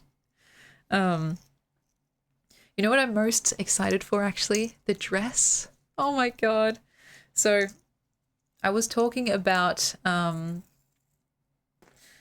to an op shop to get this, but every time I go to the op shop, I look at the wedding dresses that they have there, and I'm so excited. Because like, so yeah, let me explain this a little bit more, actually. So Germa is a streamer. One of my favorite streamers, actually. You guys, some of the OGs know this, but maybe some of our new friends don't know. And yeah, I've had a crush on Germa for a very long time. But by the way, guys, he's a famous streamer, so he doesn't know I exist, and will never know that I exist, which I've come to terms with, right? But I love him so, so much, and I actually really love his event streams the most. And I was like, you know what? Let's take a page out of that book and do an event stream of our own. So hold on, I'll let him know. It's crazy, right? I thought something that would be very eye-catching and like an event stream that we could do here was if I supposedly got married to this guy. And what I would do is either get like a cardboard cutout or have one of my friends, if I can convince them, to like dress up and like maybe have a mask, like a German mask or whatever. And really, it's partly for the fun of like doing an event stream, but a lot of it is just a self-indulgent pleasure that I would get from wearing like an actual like thrifted wedding dress and like getting myself a nice piece of jewelry that I can wear. And then from that point on, like I'd be able to like wear it on stream and people would be like, what the hell, are you married? I'd be like, yeah, I'm married to Gemma. Like, did you not know that? Or like just not bring it up at all. And so that's kind of my secret wish, I guess. But that stuff can be quite expensive. And I was looking recently at the ops shop, and because I was looking at the wedding dresses, I thought, oh yeah, these would be really cheap, right? Because this is a secondhand store. One of them was like $1,000. And I was like, yeah, okay, that makes sense, I guess. But like everything else in this store is like $5. So I don't know, it's just kind of sus. But yeah, that's why this is quite steep. You can just tell everyone you're getting married and it won't be a lie. Yeah, I'll be like, yeah, I'm getting married, guys, ... to Germa, and he doesn't actually know, but, you know, it's real in my heart, and that's what matters. The price is going to cover the whole shebang, and so I just, yeah, I'm excited. No consent wedding. Oh, is that problematic? Holy shit, I don't know. I've been away from like socials for so long as well that I don't even know what he's up to nowadays. Like, is he also still streaming? Because I remember like it was kind of this funny off and on situation where every time I would stop streaming, he would also start, and then every time I would start streaming, he would stop. So it's kind of funny. He's been covering for me. Okay, good. You guys don't know like how much I really do appreciate this man. Like, I'm trying to be normal about it, but he is like, my humor is basically informed by Germa, Cat in the Hat, and Austin Powers. He's actually oh my god, don't scare me like that. Yeah, he did say a while ago that he was retiring, and I was a bit despairing because, you know, it's like, imagine if Elvis said that he was like retiring from music like the month after I became an Elvis fan or something, you know? But he's still like doing his thing, and I appreciate the fact that he is taking it easy on himself, you know? Like, I know firsthand what it's like to kind of burn yourself out, and it's not a nice feeling. It's definitely not a nice feeling when people are waiting for you and like they want to see you and you feel like you're disappointing them. And I can imagine for him that feeling is magnified like 100-fold, right? 1,000-fold, 10,000-fold. But yeah, the Emmy Marries Germa Fund is basically a meme that is a self-indulgent roundabout way for me to get a nice dress and a piece of jewelry for myself now that I think about it. And also like live out the wish fulfillment of marrying one of my crushes. Hopefully it doesn't amount to a restraining order. We'll see, I guess. We'll see. So thank you terribly. I appreciate that very much. Yeah, I could have my whole family like sitting in the what's it called? The pews? Is that what it's called? Like the chairs at the back. And they're like, what the hell? I never thought my daughter would get married to like a fucking, I don't know, a cardboard cutout. Actually, that kind of checks out, I'm not gonna lie. But yeah, anyway, we've still got a while to go. And I'm in no rush, to be honest, because I feel like being gone for so long, I do feel like I need to kind of earn people's trust, you know, whether it's back or for the first time. And yeah, it's such a cheap wedding. I'm not even going to get a 3-dimensional groom. Oh God, that's funny. But yeah, you know, like that's kind of the vibe. I don't want to rush it because I want people to feel, you know, comfortable and like they can trust me again. And that I can trust myself, you know. You guys know that 2025 was a bit of a crazy year for me, but 2026 is looking pretty bright. And yeah, something's in the air that I'm optimistic about. I don't know how to explain it, and I hope that I don't end up eating my words. But yeah, like I just feel very different about this year than how I felt last year. And so yeah. By the way, it's Zoravar, right? I hope I'm pronouncing that correctly. That is more than enough. And that goes for everyone. Just having people here and like indulging me in my ramblings is all I could ever ask for. I could not ask for anything more. So please. My biggest request is that everyone enjoys themselves and has a nice time and hopefully makes some friends. And yeah, that's really my number one thing. And so please, please keep that in mind. And I'm not just saying that because I know a lot of streamers just say that and they don't actually mean it. For a while, I was considering whether or not I should actually take this down because I didn't want it to be like this huge thing. And it was like, oh, that's all that Emmy cares about, right? But like if I took it down, then the amount that we've gotten so far would kind of almost feel like it's gone, not to waste, but you know what I mean? Like you guys wouldn't see the fruit of that. And so I was like, okay, we'll keep it up and we'll see how we go and just make it more of a no pressure thing. If it happens, when it happens. And so, yeah. Yeah, it's all I care about, guys. The cash money. Like, you know, get out of my face. Oh, gosh. But yeah. If I took it down, I just replaced it with an Emmy and Germa honeymoon fund. It's so true. It's the glasses. What can I say? But yeah. I did honestly... Like, I was halfway to removing it when I thought, well, what about the people that have already contributed so far? Like, it wouldn't really be fair to them. And that's kind of what stayed my hand. But yeah, please keep it in mind. I just want you guys to enjoy yourselves. So, and yes, the future is so bright. I needed shades. That's real. And yeah, I don't know. I think taking a break, like a long, long break, was one of those things where it's like, okay, in that time, you learn whether or not you feel relieved to be away, which is probably not a good sign, or if you feel like you're kind of itching to get back. And for me, it was very much the latter for a lot of the time. There were moments where I was like, oh, okay, I have some time to myself to just think about what the fuck's been going on. But for the most part, it was just this sense of missing, you know?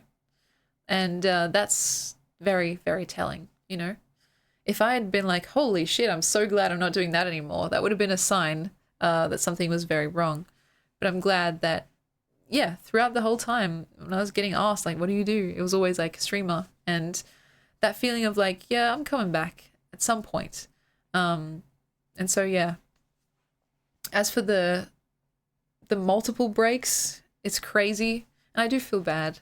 So I hope you guys forgive me. And yeah, I didn't really give anyone any warning. Though to be fair, I didn't have any warning in my own life either. It just kind of, things were just happening to me. Which sounds funny now. I guess it is kind of funny now. But at the time was definitely not.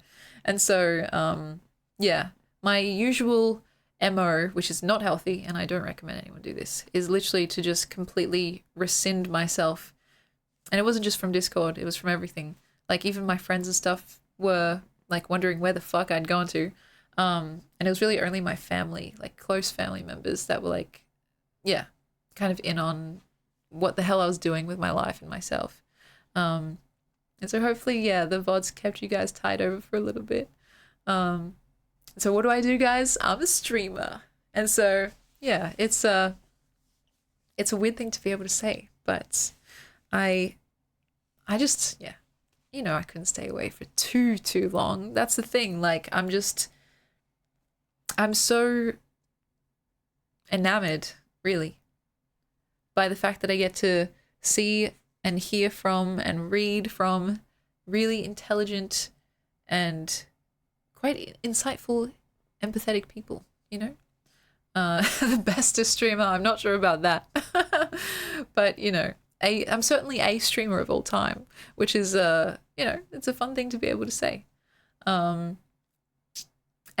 you know what's been also interesting? Like, looking back on the VODs and stuff, and of course watching your videos, Sea Locket, like seeing the way that my room, my style, my friends, my way of speaking, my concerns have changed over time.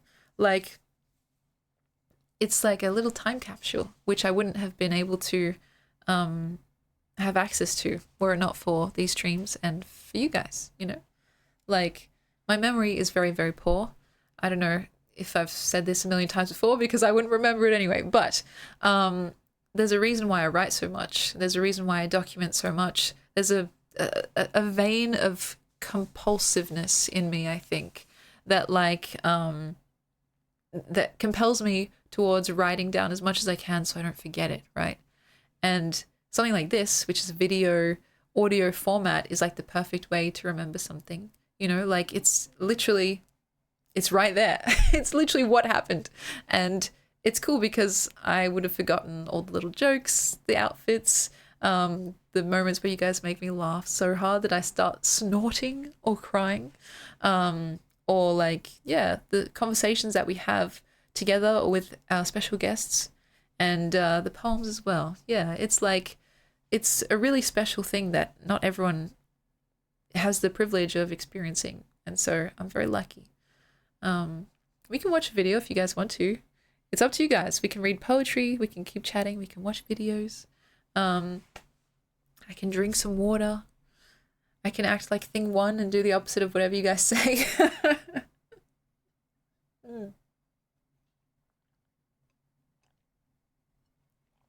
Whatever you guys want to do.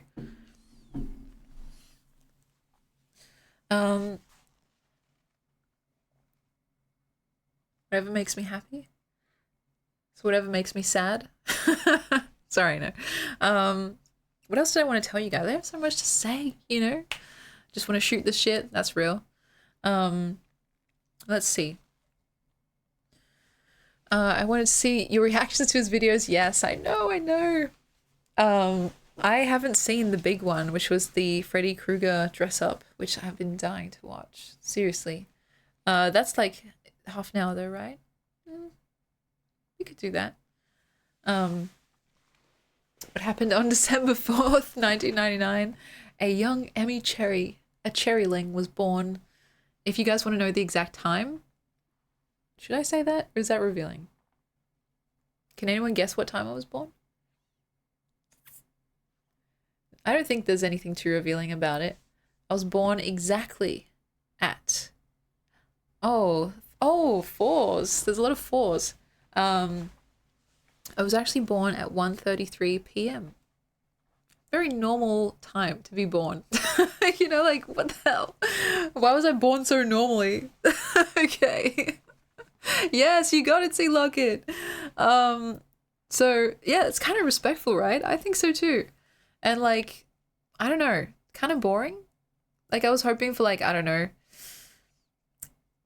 2 2:14 a.m. or something like that. But like I fucking like was born with like a fucking stopwatch and clipboard or some shit like that. 1:33 is like the most normie time to be born ever. Like seriously. You were born at a more rude hour, Ben. Tell us more. Tell us more. Visibly was born an hour and a half too late to be born on Friday the 13th. But it was a problematic birth, so I should have arrived a couple hours earlier. This is at least thematically appropriate. That's crazy. Well, it's probably good that you weren't born on Friday the 13th, because maybe that would be unlucky, you know? But yeah, I've heard that if you know your exact time of birth, you can like get a more accurate reading on like your astrology stuff. Though I've never really been that big into astrology. All I know is that I'm a Sagittarius. And so, I don't know if anyone's like big into that sort of thing, but what does that say about me? That I like pina coladas and getting caught in the rain? The only reason I know when I was born is because it's on my birth certificate. And so my mum, she has it and she's like, oh, look, this is where you were born, this is what time and stuff. And what else did she tell me? Oh, I don't know if my sister told this story when I was, when I had her on stream. But, okay. TMI potentially, not really. It's the beauty of childbirth. So I was a natural birth and I was a bit stuck. I got a bit stuck, guys, when I was trying to be born. And so I, like, I had to be vacuumed out of my mother because it just, like, was not happening. So when I was fully emerged, the vacuum fund. Oh my god, that's funny. Okay. When I was like fully emerged from my mum, God,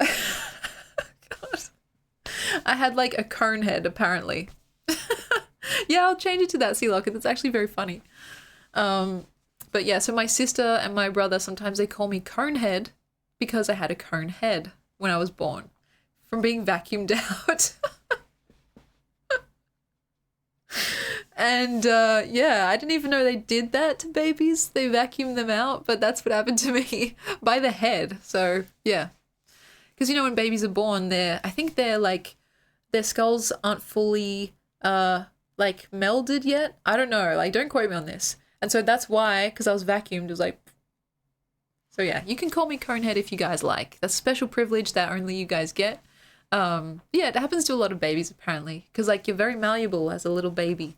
And then you start to kind of fully set, you know, after you get fully born. So it's a very interesting, weird little story. I'm glad I don't still have a cone head. Yeah, I'm glad I didn't set the wrong way. Maybe my hair's covering it. You never know. Can you be fully unborn? That's a good question. It's borderline Binding of Isaac style. I think I'd have to defer to Isaac himself. Isaac and his mother lived on a small house on a hill. Sorry. Literally, stop. Okay. I'm sorry. Sometimes it just like, okay. Get triggered like a sleeper cell activation. And when I hear Binding of Isaac, I just think Isaac and his mother. And it's like, what the fuck? It makes me want to say the full-on intro, but then I'm like, that's literally going to annoy everyone except me. So I don't even know the full thing. I'll just be like reciting it from memory. Should I do it from memory? Would that be really annoying or would it be kind of funny? I don't know. Fill in the gaps. I literally only know like the first 2 lines. Okay. All right. Let me think. And it's like ding ding ding the music. Okay. Isaac and his mother lived on a small house on a hill. Okay. Isaac used to play with his toys, color in his books, and it got annoying real quick. I literally can't remember the next line. Fuck.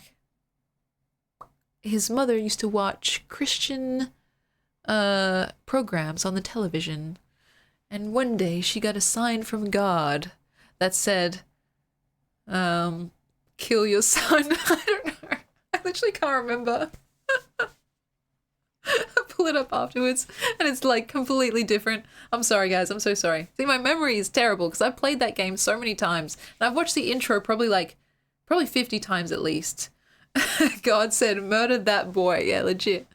The mom was like, okay, my lord, I will do as you ask. Fuck, that game is so good. You guys remember when we played it like one time together and then I was about to die, but then I came in clutch and then defeated Mom. That was really good. Anyway, I forgot what we were talking about.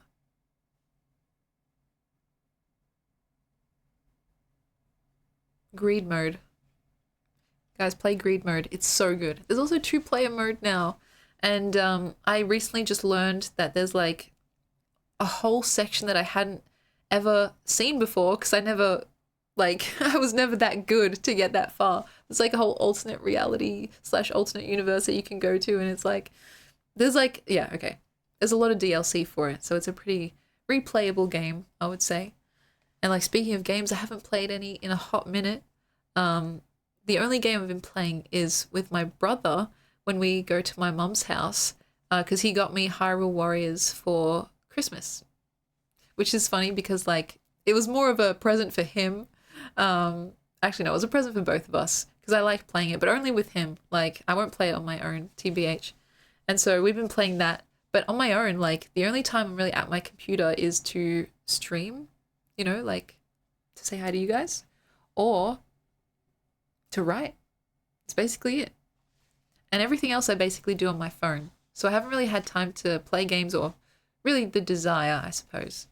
And so, yeah, it's been interesting. It's always a bit of a balancing act because I find that in terms of like the pie chart of one's life, it's like you can either focus on like 2 things out of 3, like sleep, productivity, and potentially like social stuff / fun stuff. And for me, it's always a constant like reorganizing of those things. Yeah, I want to play Deltarune. I remember playing like the first chapter way back when. And of course, you guys know how I feel about Undertale. So I have to, right? But yeah, it's been so long. And we also wanted to play Fallout, right? Together. I have played a little bit of Hades too. Like, oh my god. I don't want to spoil it or anything, but you guys also know how I feel about Zagreus. His voice. Like, what the hell? I don't know, maybe I have a voice thing. I don't know. I don't know if I should even admit that. Like, I honestly don't care how someone looks. If they've got a nice voice, it's done and dusted. They're getting a poem in the mail. A voice fetish. I don't know. Maybe. But I know how I can justify my Sans fascination because he doesn't even have a voice. He's just like, brr, brr, brr, brr. So... yeah, I don't know. My own tastes are such, they're so, I don't know. How do I explain this? Like, discrete, individual, unconnectable things. I guess, yeah, he might seem like he has a deep voice if he were to speak real actual words. Maybe the implication is enough. It's possible. And that's nice. I don't know my own voice. I feel like sometimes I like my own voice, sometimes I don't like my own voice. It gets really raspy, so I have to drink water often. Otherwise I start sounding like a Kardashian or something. I'm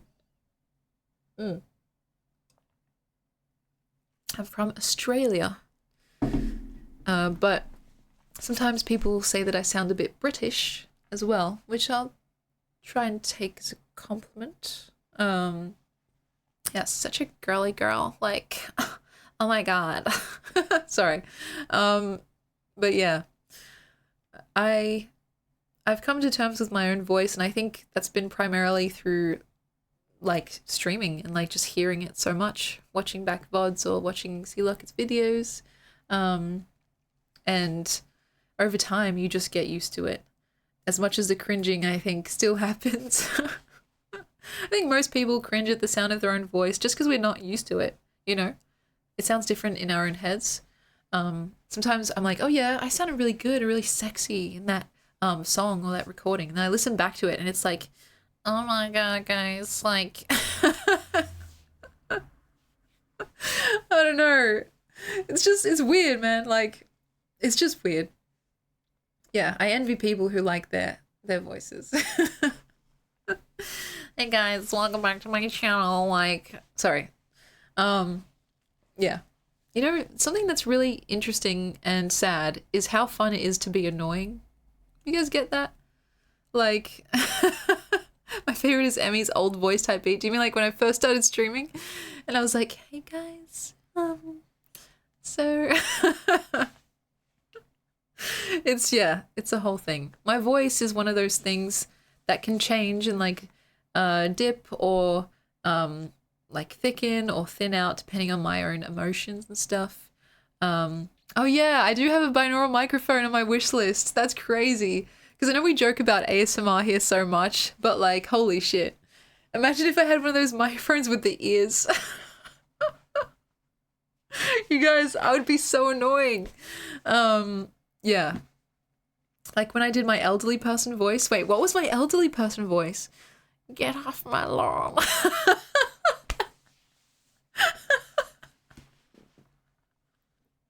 Oh my god, I'm so sorry, guys. I'm so sorry. Cut the cameras. Okay, sorry. Giving myself a vocal fry to get a hot voice. Wait, is a vocal fry hot or is it annoying? Like, I'm actually curious. Get off my lawn. I'm wearing glasses and I feel too exposed right now. Oh god, please. Stop, because I can't resist. If you guys make me do a voice, I will literally do it. Hotness is in the ears of the listener. Okay, I get that. Because I thought vocal fry was like kind of a stereotypical like valley girl like noise. Like, oh my god, like I went to get like a latte and then the guy was like, is this for Emmy Cheery? And I was like, it's Emmy Cherry. So, some people think it's annoying and some people fuck with it. Okay, I get it. I get it. It's like, I don't know. Every time I try to, I don't know, purposefully sound, whether it's like seductive or like hot or whatever, to me it just sounds unfortunate. You know what I mean?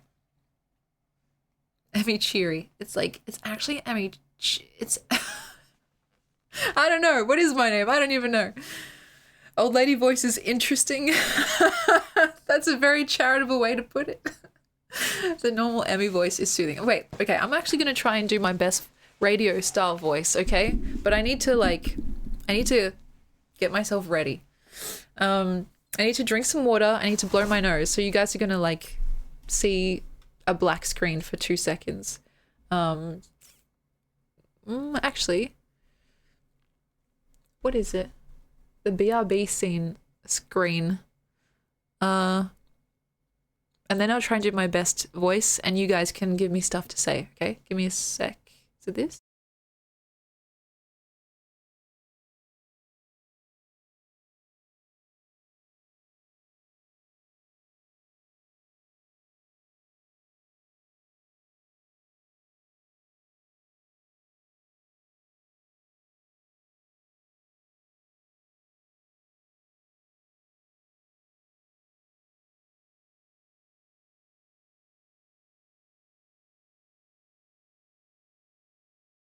Okay. Do do do do do do do do. Just imagine that was playing. Thank you for the warm welcome back, Cody. All right. I'm sorry, guys.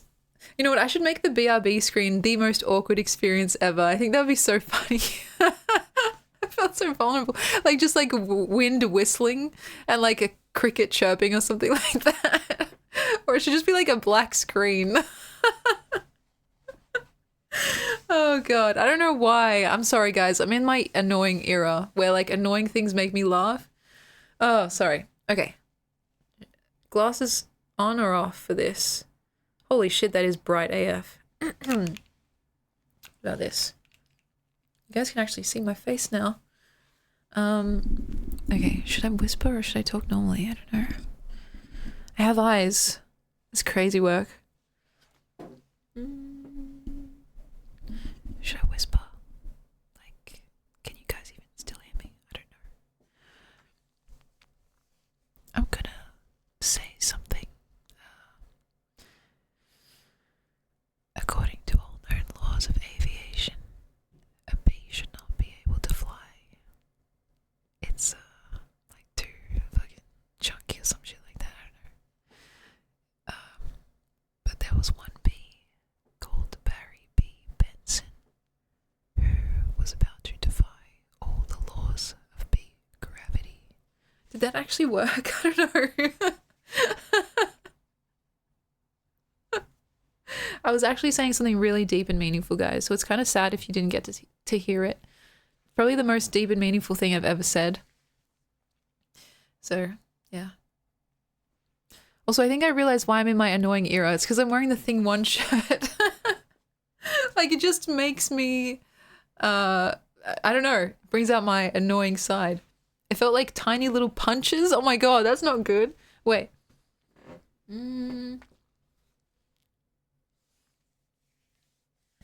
I derive power from my clothes. Exactly.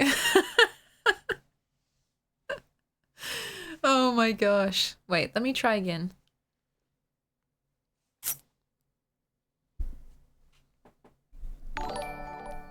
Oh my goodness gracious, that's crazy. Forever 1991 India donated $100. Thank you so much. Maybe I should whisper something actually poetic and not just a meme. That's incredibly generous of you. Okay, wait. Let me think.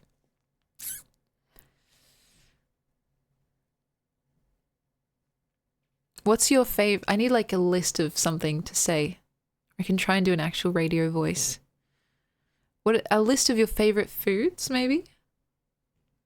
And I'll be like a waitress.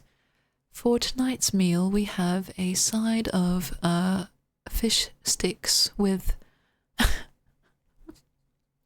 a bed of couscous. And for dessert, we have a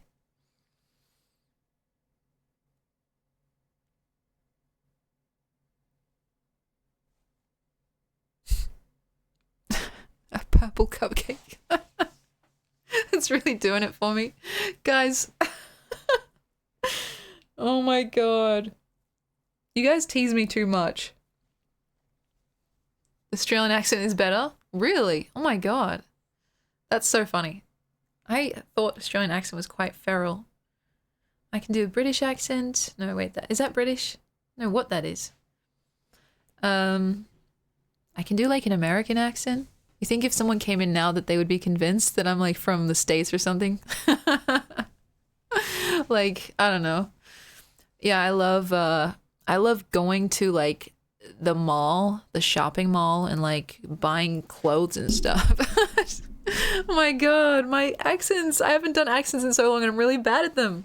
Okay, so let me turn this down. This one. It was pretty good. Thank you. Pro Photo, welcome in. It has been a long time. I can be really bogan. Like, crikey. Check out the size of that, Sheila. Sorry, guys. Oh, God. These are really bad. You can tell I haven't done this in a while. Whisper in the Valley Girl accent. What's the Valley Girl accent? Oh my God, like, totally.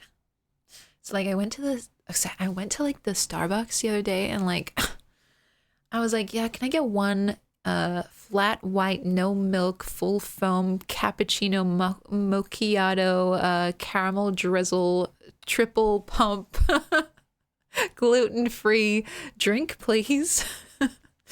And it was like under Emmy cherry, please. And when I got it back, it said Emmy cherry. Like, what the fuck? I went to Starbucks the other day and the server was so dreamy. Oh my god. Why is that so funny? I don't know. Oh god. The time is 9:21 p.m. here, which is way too early for me to be acting this silly. That's very funny. And yeah, I'm sorry. I haven't done accents in a very long time, so I'm very, very bad at them. I can do my normal voice that I use when I'm trying to be cheeky. How about that? You guys ask me a question, I'll try and answer in a cheeky manner. Oh my gosh, it's 2:22 a.m. there? Wow, that's like angel numbers. It's a sign that you were meant to stop by and say hello in this stream. Is that an accent? I don't even know. What is that? God, I'm so sorry. 10:22 a.m. sends its regards. Wonderful. Wonderful, wonderful. I use that voice IRL. I do. That's crazy. Call me India, that would be easier if that's what you prefer. Also 9:22 here. What a coincidence. That's crazy. It's actually because Ben is in the next room over, and yeah, he's actually in the dungeon that I set up, so he's not allowed out until, you know, I don't know, guys, I'm still working on it. Oh, and Sea Locket, of course, I don't want to keep you past like what's comfortable. I don't want to like ruin anyone's sleep schedule, so please feel free to dip out whenever you feel like it. Yeah, Ben's in the dungeon. He has to write 100 poems. He's pretty good though, luckily for him. I have a dungeon only part owner though. Oh, that's funny. Part owner of a dungeon. I have yeah, I've got a dungeon all to myself. It's a pretty sweet gig. But yeah, I don't know. Sometimes my voice will literally do stuff without my own consent, you know? A BDSM studio, that's pretty cool. How does that... maybe I shouldn't ask. The million questions, none of which I should ask. That's cool though. My dungeon's just a regular one. What would it look like? Well, I can't really tell you guys because, to be honest, you know, part of the cherry goal that we have, what's it at now? 90%. It's kind of part of the mystery secret. So once you guys fill that in, then I'll show you what's in my dungeon. So, yeah. Your voice is pretty slay, Emmy. I wouldn't mind having it. Steals it, Little Mermaid style. That's so funny. Just like yoink. Wait, the song. I wanna go where the people are. Whoa, that was, yeah. Up where they walk, up where they run, up where they stay all day in the sun. Wandering free, wish I could be part of your world. Yeah, I always get that confused with A Whole New World because it's like world, but yeah. Yoink. There's another part of that song that I really like, but I need to look up the lyrics. Part of your world.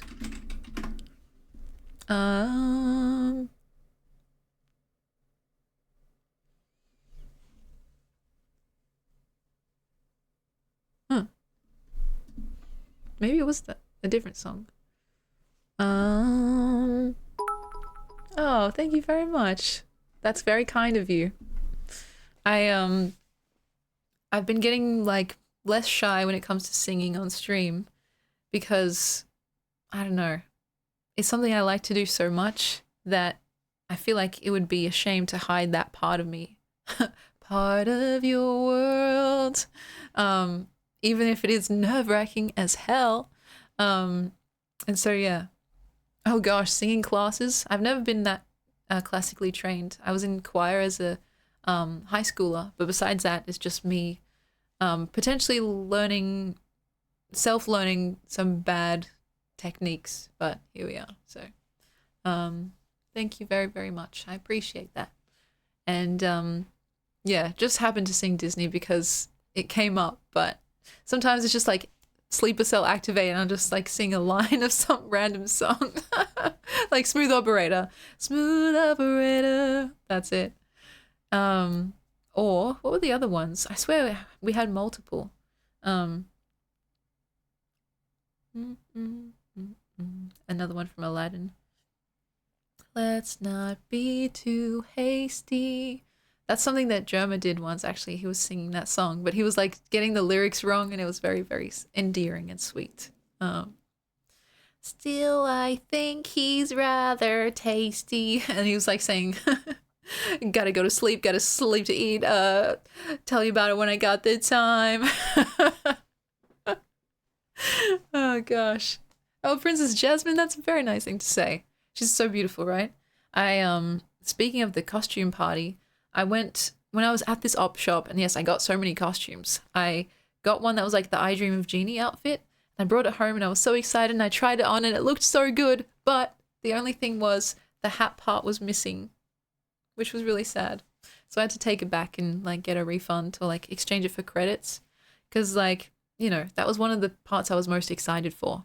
And so the I Dream of Genie outfit always reminds me of the Princess Jasmine outfit. They're different colors, but they're kind of same style. But I'm better. I don't know if I can accept such high praise, but thank you very much. That's kind to say. Yeah, no hat, why live? Exactly. Like the hat is the best part. So I'll show you what it looked like. I Dream of Genie outfit. Because I was considering wearing that to the costume party. Is this gonna work? Full screen? Forgot how to use my own computer, guys. Yes, that's right. Here we go. So that's what I was going to wear, but the hat part was missing, which made me really sad. Yeah, Barbara Eden is absolutely gorgeous. Look at her slaying. Look at her slaying in every single outfit. Look, she's still slaying. But yeah, the hat kind of makes it, right? It's like the high ponytail and all that.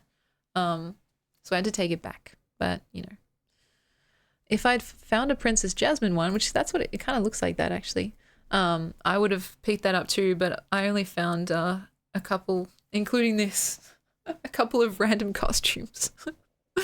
Yeah, the costume party is called something or other.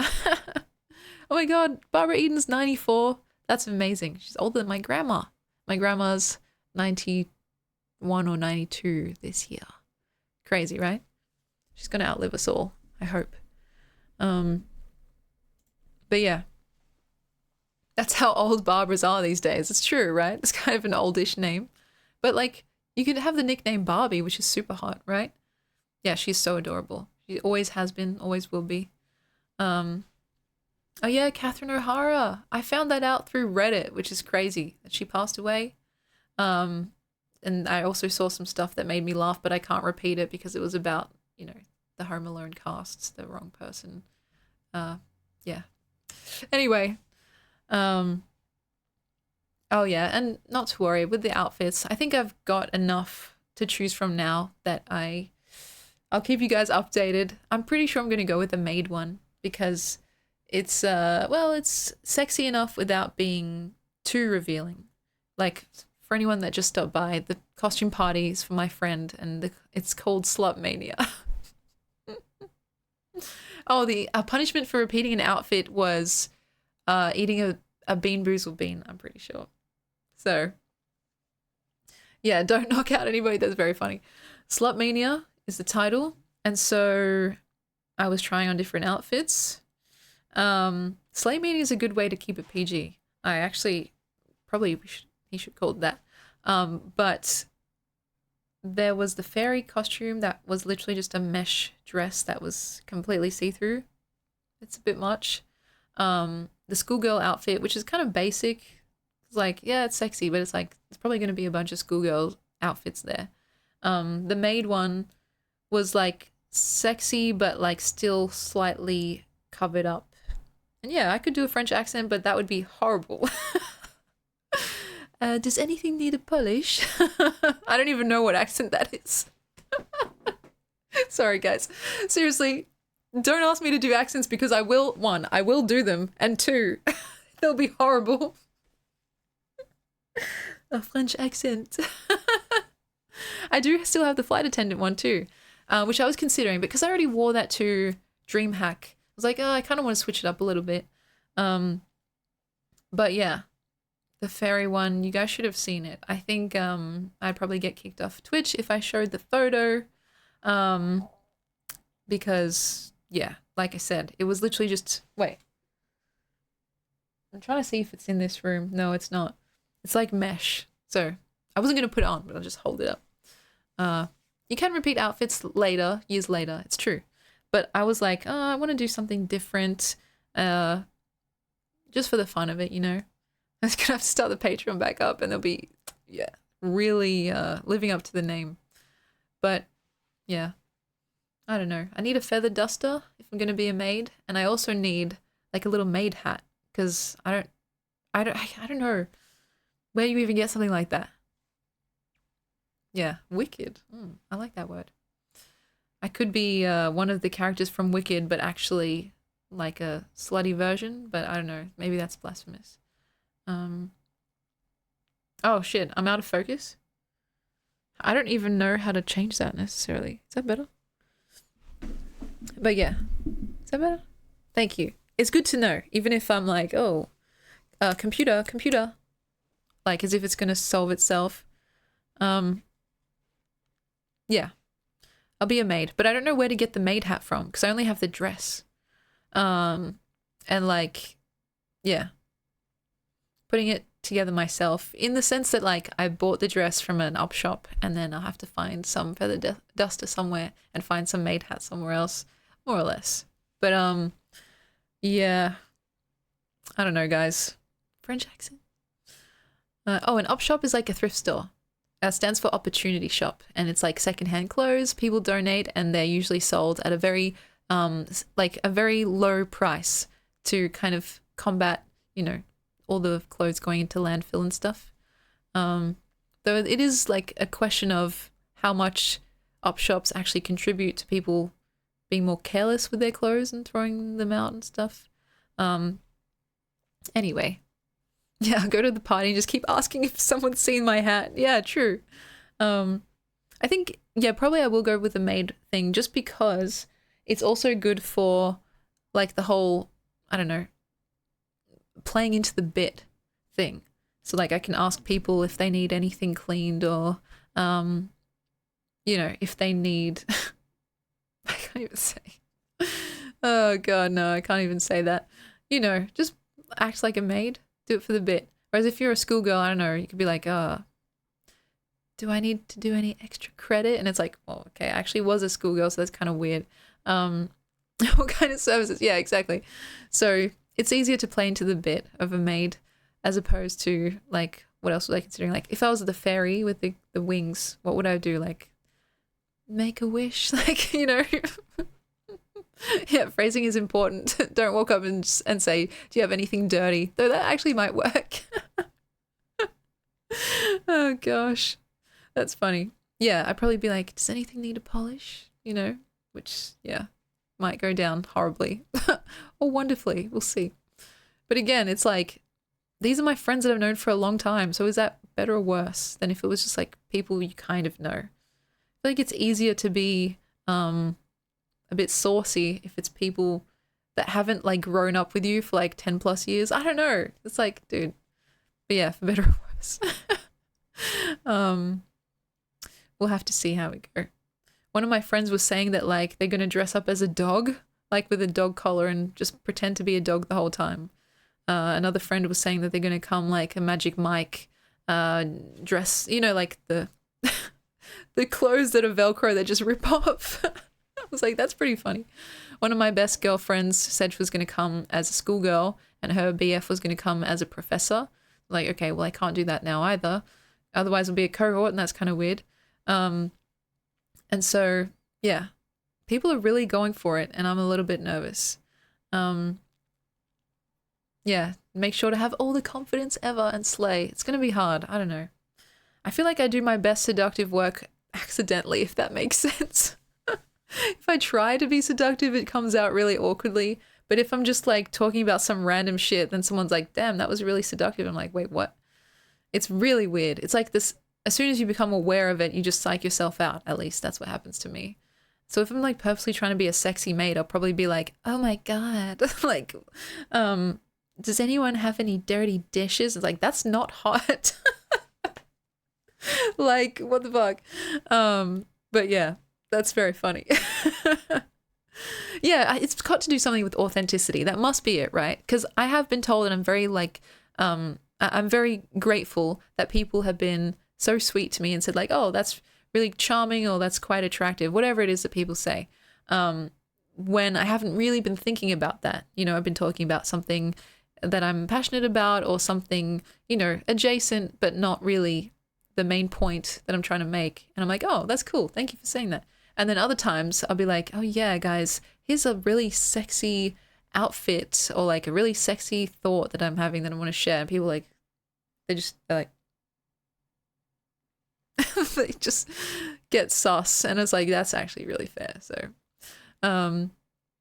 I don't purposely try to turn on the charm. At least I don't think so. I'm always sharing my sexy thoughts. Oh gosh. But yeah. It's quite funny because like, I don't know. Sometimes people think I'm trying to be charming when I'm just genuinely interested in them, right? Or like my mind will make a connection or like make some weird wordplay in my brain and then I'll say it out loud and it will sound a bit suggestive. And I'll recognize that, but also just be delighting mostly in the puns and like the wordplay of it all. And so, yeah, I can get myself into trouble sometimes. But, you know, I don't know if I can give a good example. Someone has to try and like say something neutral and I have to try and like do the wordplay thing. The puns, yeah. It's funny because like with words, especially in English, a lot of them can work double duty. And so you can say something that sounds simultaneously very innocent and sweet and also a little bit suggestive if you want them to think of it that way, you know? Don't mislead us. It's never my intention. Sometimes I mislead myself. If anyone's being misled, it's me misleading my own self. But yeah. What can I say? Say something neutral, and I'll try and just do what I normally do if I'm talking with my friends. Does anyone want to volunteer?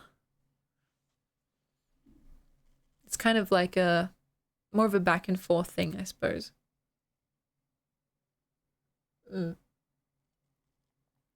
Switzerland, that's good. So Switzerland would make me think of the chocolates, and of course chocolate is a very decadent and sensual thing, right? And then I'd probably be like, what's your favorite chocolate or something like that, and we go from there, you know? So it's literally just a series of leapfrog jumps. Yeah, lint balls. And then I'll start complaining about how the girls in the lint like commercials eat the ball in like one tiny bite at a time. It's like no one fucking eats lint like that. Okay, sorry. Actually gets mad. Literally, if you've ever eaten a piece of chocolate like a lint ball, you just put that whole thing in your mouth and you just enjoy the ride. Literally, if you're biting it in half, like holy shit. Yeah, I wish I enjoyed anything as much as the women in chocolate commercials do. They're literally like taking the tiniest bite, like, And it's like, dude, just get on with, you know. Sorry, it's an old grudge of mine. I literally just eat it in one go, you know. Just I think it's more honest. But yeah, I think maybe it is because English has so many different like linguistic loan words and stuff like that. So it's kind of it's colorful. You can mix and match and create different textured sentences. Yeah, chocolate to melt is a pretty good route. I totally agree. And so, yeah, if you're steering the conversation there, for some reason you want to go down that pathway. I don't know. I think something that also gets confused for suggestiveness is me just being like kind of fed up with surface level chatting and wanting to get to know someone on a deeper level. Because it's an intimate thing. That's like undoubtedly intimate, right? But I'll ask someone like, oh, what's your deepest, darkest fear? And it's because I'm genuinely curious. But then, yeah, I guess that's also potentially a bit of a come on, or it can be seen as that. So, what would I do if someone started feeding me chocolates? If someone started feeding me chocolate, I'd be very pleased, I think. Yeah, you guys are asking some heavy hitters, it's true. I'm good at keeping up with the chat. Oh my god. That's literally the nicest thing someone's ever said to me. Do you realize how often people say that I'm terrible at it? Oh my god. We're best friends now, sorry. Like literally. It's like written. It's contractually obliged. But people say that I'm terrible at it all the time, and probably for good reason. But I've been trying, like, actually, be careful what you wish for. I'm sorry, but you're stuck with me now. Whether you like it or not. So, sorry, I'm doing it again. What would I do with $1 million? Probably get 1 million chocolates and make a chocolate house and live in it until it melts. No, I'd probably just buy a house. That's a really boring answer, right? No, if I had $1 million, if I had $1 million,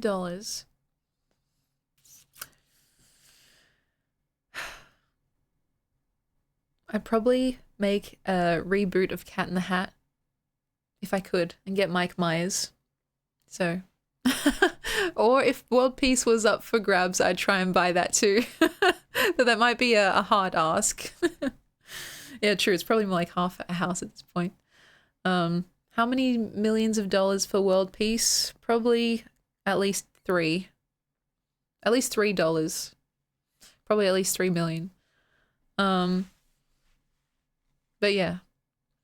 What was I talking about? Neutrality.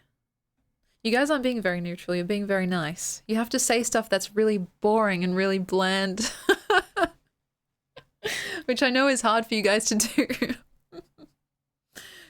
The sky is blue? Okay, that's a pretty good one.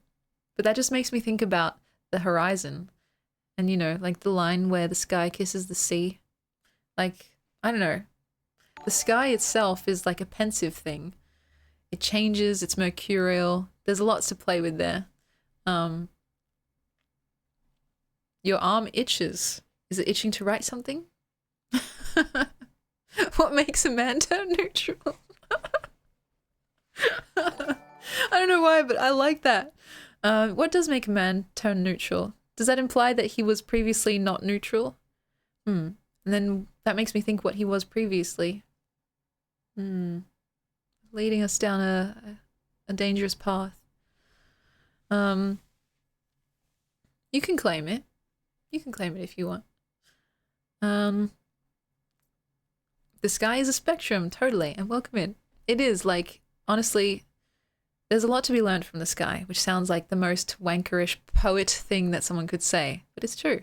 You look up at the sky and you see what you want to see at times, and there's a poem in there somewhere, I think. So, Time makes a man neutral, I guess. That's a poem in itself. What the hell? Wait, I told you guys to be neutral, and you guys are literally being the most poetic MFers out there. What the fuck? Okay. Pennies are getting discontinued. Oh, okay, that's a good one. That just like makes me think about like the nostalgic passage of time and how things become obsolete or like lost to the harsh machine of modernism. No, I'm just getting more and more pretentious. Okay. Oh god. Okay. Let's see. Is wankerish a word? I'm not sure. I do tend to say a lot of things that may or may not be words, just so you guys know. Yeah. Let's see. What else neutral stuff can I say? Anything is a word if people can use it as one. I tend to subscribe to that notion too. Sorry guys, there was a slight earthquake, and by that I mean my foot hit the tripod. I am wearing a red shirt, and red is the color of passion and aggression and, you know, the blood that's pumping through your body currently. So you're being neutral. It's me who's spinning it up. No, you guys are just handing it to me on a silver platter. You're being poetic AF. Yeah, I'm just trying to explain how like usually the first thing I think of can veer off into a pretty sensual direction, and that's a problem when I talk to people in real life, you know. I do have long hair. I can't say anything about that that's appropriate. Sorry. So thoughts. My head is slowly getting emptier. Red is also the color of communism. That's a fair point. Sorry, I didn't mean to be saying such, you know, such untoward things. Let's reel it back in. A penny for your thoughts. Alas, they're discontinued. Yeah, it's like, I don't know. There's a skill, actually. And I think this is the point of this rambling little, like, conversation of mine, is that often our first impulse is worth listening to, and sometimes we distrust that little impulse for whatever reason, but a huge part of the creative process is to find a way to relearn how to trust it and how to listen to it. And in university, when I did like an elective course, which is like a little extra class you can do if you want to, besides your actual major, I did an acting course for like a week, which was very fun. One of the activities we did was learning to trust our impulses, right? Yeah, like our intuition. And so we were tasked to walk around the room, and as soon as we got the split-second notion of turning left or right or stopping, we had to do it straight away. And it feels weird at first because we go through the normal process of thinking about something like, oh, I want to turn left, or I want to turn right, or should I turn right, or should I keep going, or maybe I should just keep walking straight, right? And so point of the class was to see if you can condense, if not completely remove, the hesitation or like the thinking through, so you can connect more to like the more animal body, like the acting body, which is meant to be more of a vessel, so to speak, for the emotions of the character, right? So as little hesitation as possible. And over time, you do that more and more, and you form a stronger connection to like the, I don't know, whatever you want to call it. The subconscious, maybe that's not the right word, the animal or the part of you that usually you might second guess, you know? It's handy. I mean, of course, it's not always like a good idea to be going based on your first impulse, but in situations where like a quickness and a lightness and a kind of playfulness is required, like in conversation is a good example, it can be very fun, and it can be like a way to get to an interesting place that you might not be able to get to otherwise, especially if you're like talking to someone new and you don't really know what to say. Trusting your intuition and your impulse and like the first thing that comes to mind and just honoring that is like, it tends to lead me more correctly than astray. If that makes sense. I'll start barking. Oh my gosh, you can't talk like that, Ben. um, do I voice act? No, I do not voice act. I don't know if you guys would like that. I don't really, you guys have heard my accents? Like, I don't know if I can pull that off, but it's a nice question. I appreciate that. But yeah, does that make sense? Like, we are constantly having impulses, right? Every second of every day, we're making a bunch of choices, whether or not we realize.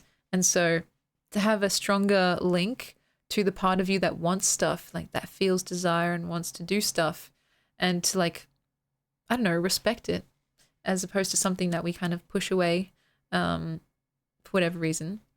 It just feels like it helps you become more cohesive as a person. At the very least, it helps as a fun little exercise, and you often learn stuff about yourself in the process, you know?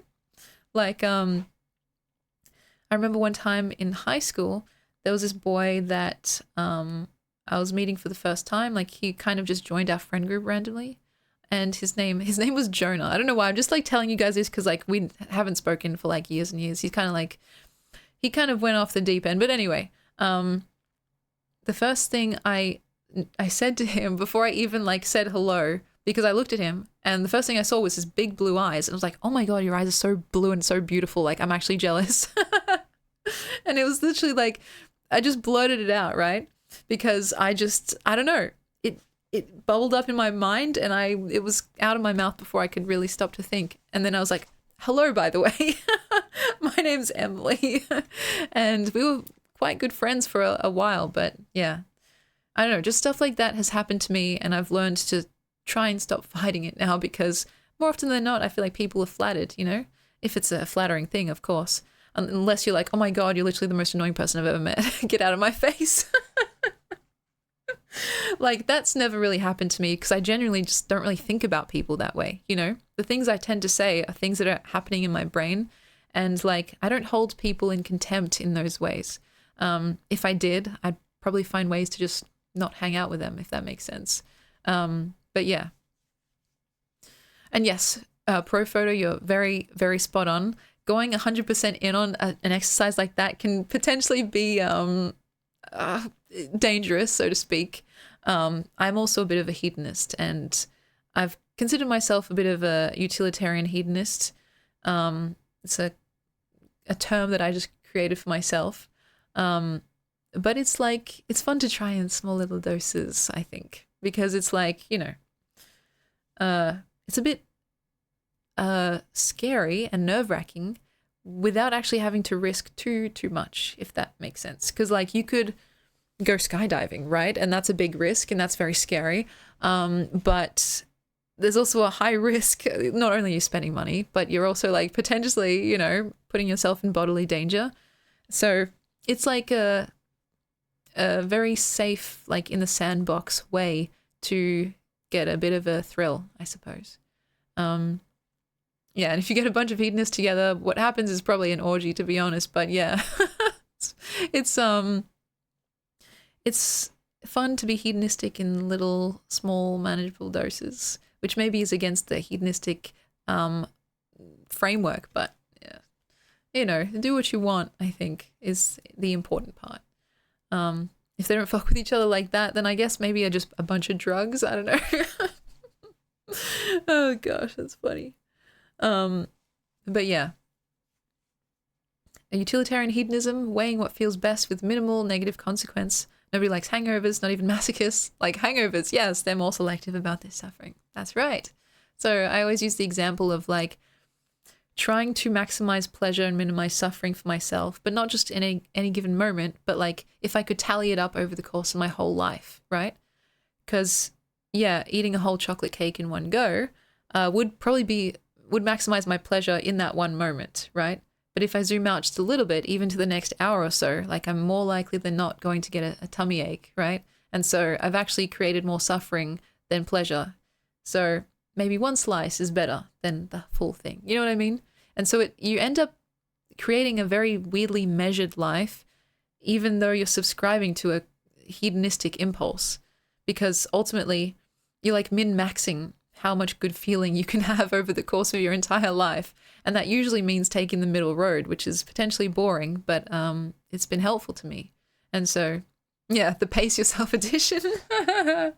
Yeah, pleasure by time. And that's a very nice way to put it. That's like a poem in and of itself. That's kind of how, at least I've tried to like move through the world, because more often than not, I'm also swayed by various things and I indulge or, you know, like go off the path.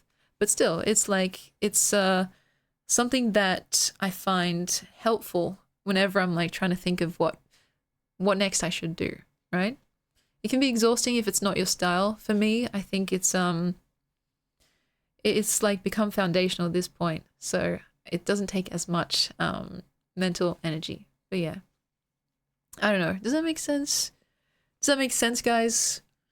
Or do I have to put these on and be a, I don't know. I don't know what this makes me. Be a diva again. The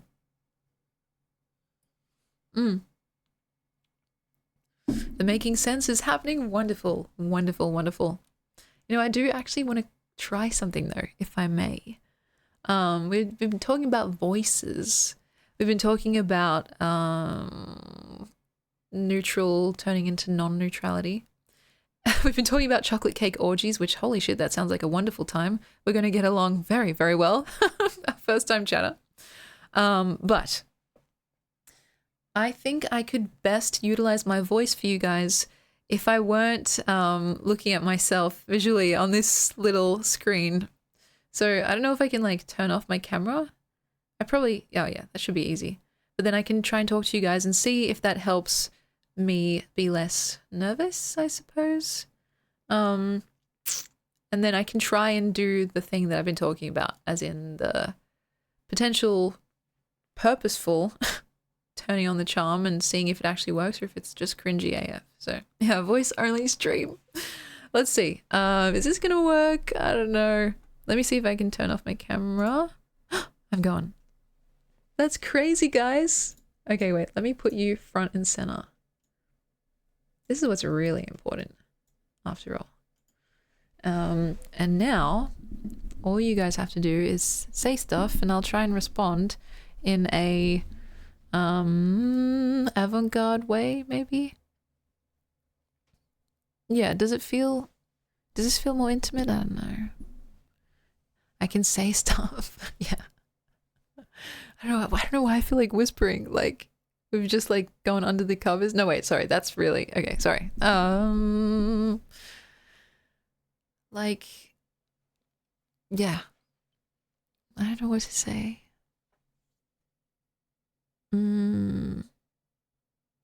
Yeah, under the covers in a totally normal, friendly, platonic way.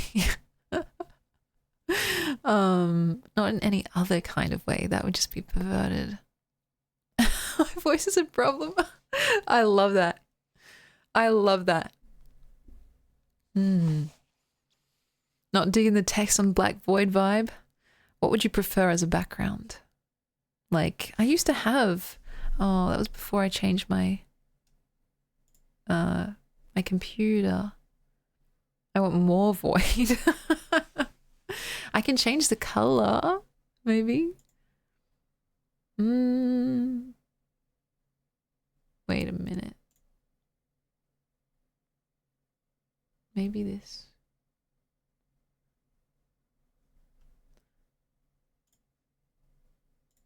Oh, there it is. Yeah. You have a question? Hit me. I don't know if that's worse on the eyes. Yeah, that's it. The legendary background. And don't worry, my face will be coming back soon. But I just wanted to try this because I feel less nervous when I'm not looking at myself. And Cody, yes, I would love to know the new direction your art has taken. Tell me all about it. I did see recently, I think one of your newer pieces. It's a lot to look at, a visual feast, I suppose. And Yeah. Am I peeking the mic? I hope not. Someone say something and I will respond to it as if I were madly trying to seduce you. No. Ben says voice. Oh my gosh. I should do more voice acting? Capcom is hiring? What do Capcom do? Is it games? And it's funny because it's like, guys, I have no actual like training. You do know that, right? Oh my god. Oh my gosh, Steve Jr., welcome in. I'm very well. I hope you are too. It's been a hot minute, my friend. I haven't had any training, and I think you need training to actually just rock up and be like, hey guys, could you like hire me for some voice acting? Like, I know I'm just a random ass person, but like, surely you should just pay me some money to like say stuff. I can do what? Like, I can't speak Japanese. I should make that clear. Describe audio stuff for the hearing impaired. That's beautiful. That's a very noble thing that I would like to do at some point. Streaming should count for some experience. I totally agree. I just got diagnosed as Japanese. That's fine by me. And Junior, not to worry whatsoever. I've also been gone for a very long time. So the important part is that you're back and we're back together. Now, I will return to the screen maybe before we start our ads. But does my voice sound different now? Or does it sound the same?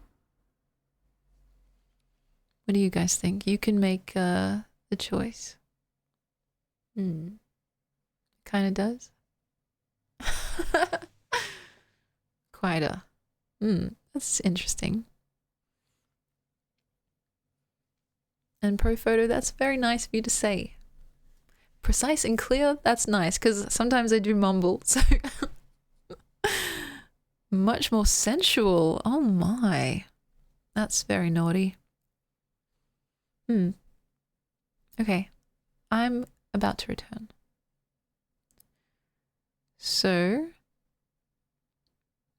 yeah. Ta-da! Oh, that's why. I turned it black because I thought the aspect ratio was kind of, I don't know, annoying. Do you guys prefer black background or this pink background? And hello to the man from heaven. Welcome in. What's heaven like? Tell me more. Ben, you're easy to please. That's filthy. You like this? Okay, cool. I appreciate the kind words, guys. Honestly, have I told you this when I was younger? My family used to call me the onceler because if I said something and people didn't hear me, I would not repeat myself. Because, I don't know why. I think because I used to repeat myself so many times that, like, I just got sick of it. And so I was like, you know what? One and done. But of course, I'm not like that anymore. I'm not that bratty anymore. But like for a long time, I was called the onceler because of that. And so maybe since then I've been trying to be more, I've been trying to enunciate a little bit more, but yeah. My gosh. Yeah. I appreciate it, guys.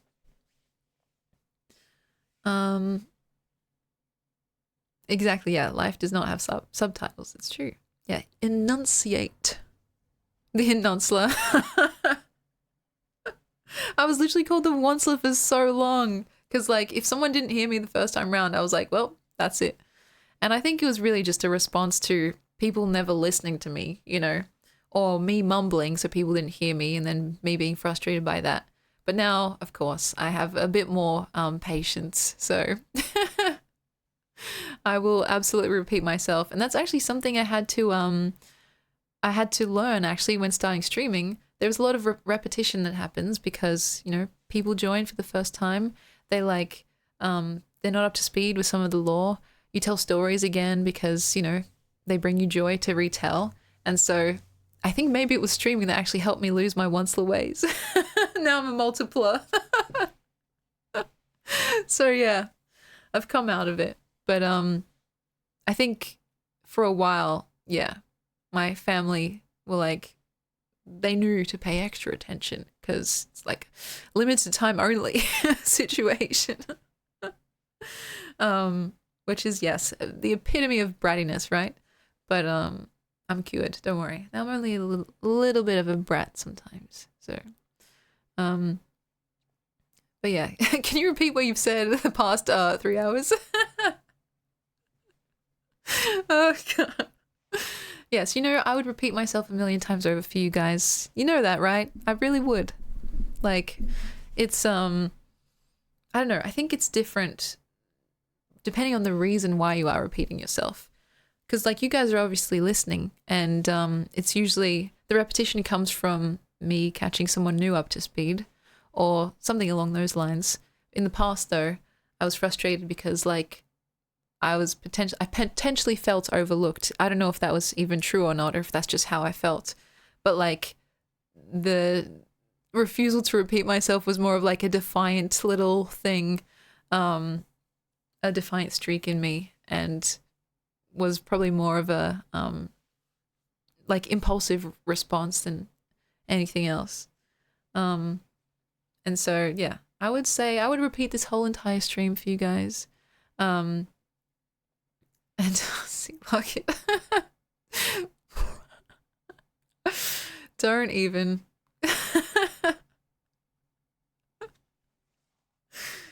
Guys, okay. I'm actually trying to behave right now. Crazily enough. It's hard when you guys are like referencing naughty things. So, thank you so much, Pro Photo, for stopping by. I will have to ask you more about your little dungeon some other time. But yeah, thank you. Yeah, I'm on my best behavior. My family is very well. Thank you for asking. And yeah, I'm feeling good actually. I'm feeling really good. And when it comes to streaming, I want to like up the schedule more than just once a week now, because I'm starting to get that bug again, the streaming bug, which is what I had when I very, very, very first started streaming. And you guys, can you believe the first month that I ever streamed, I did like 8-hour streams per day? What the heck? I don't know. Like, how did I have the stamina? But yeah, I'm feeling that same itch again. And I don't know. It's like, it's not even necessarily that I have a lot to say. I just have this craving potentially. That's a loaded word.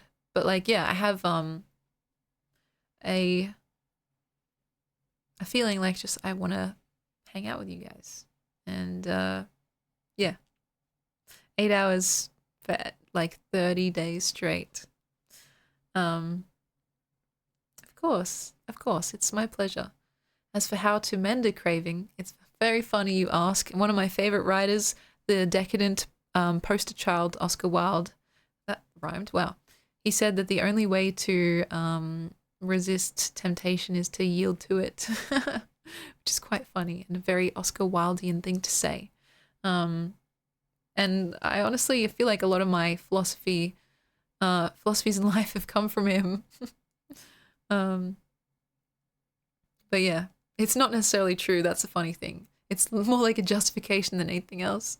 Yeah, he's a fan of the paradoxical. So he'll say something like, the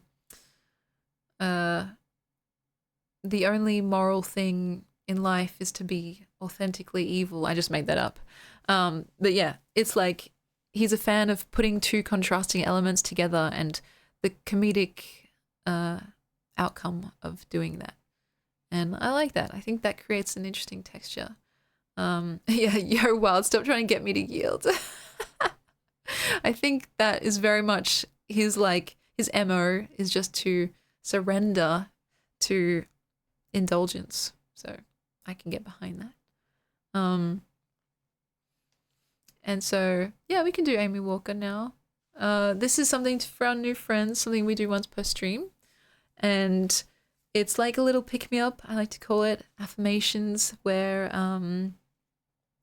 Like, you know, I fully recognize that sometimes people, unfortunately, don't get told in any given day that they are cared for and that they are loved and that they deserve, you know, peace and happiness and all that good stuff, right?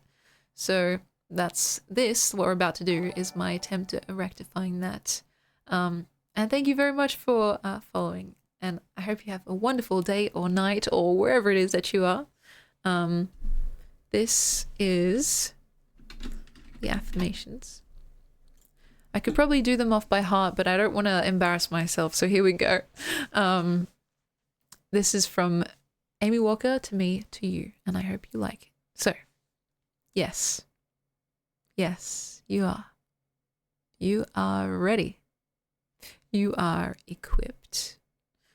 You are connected. You are unique. You are gorgeous. You are loved. And my personal favorite, you are alive.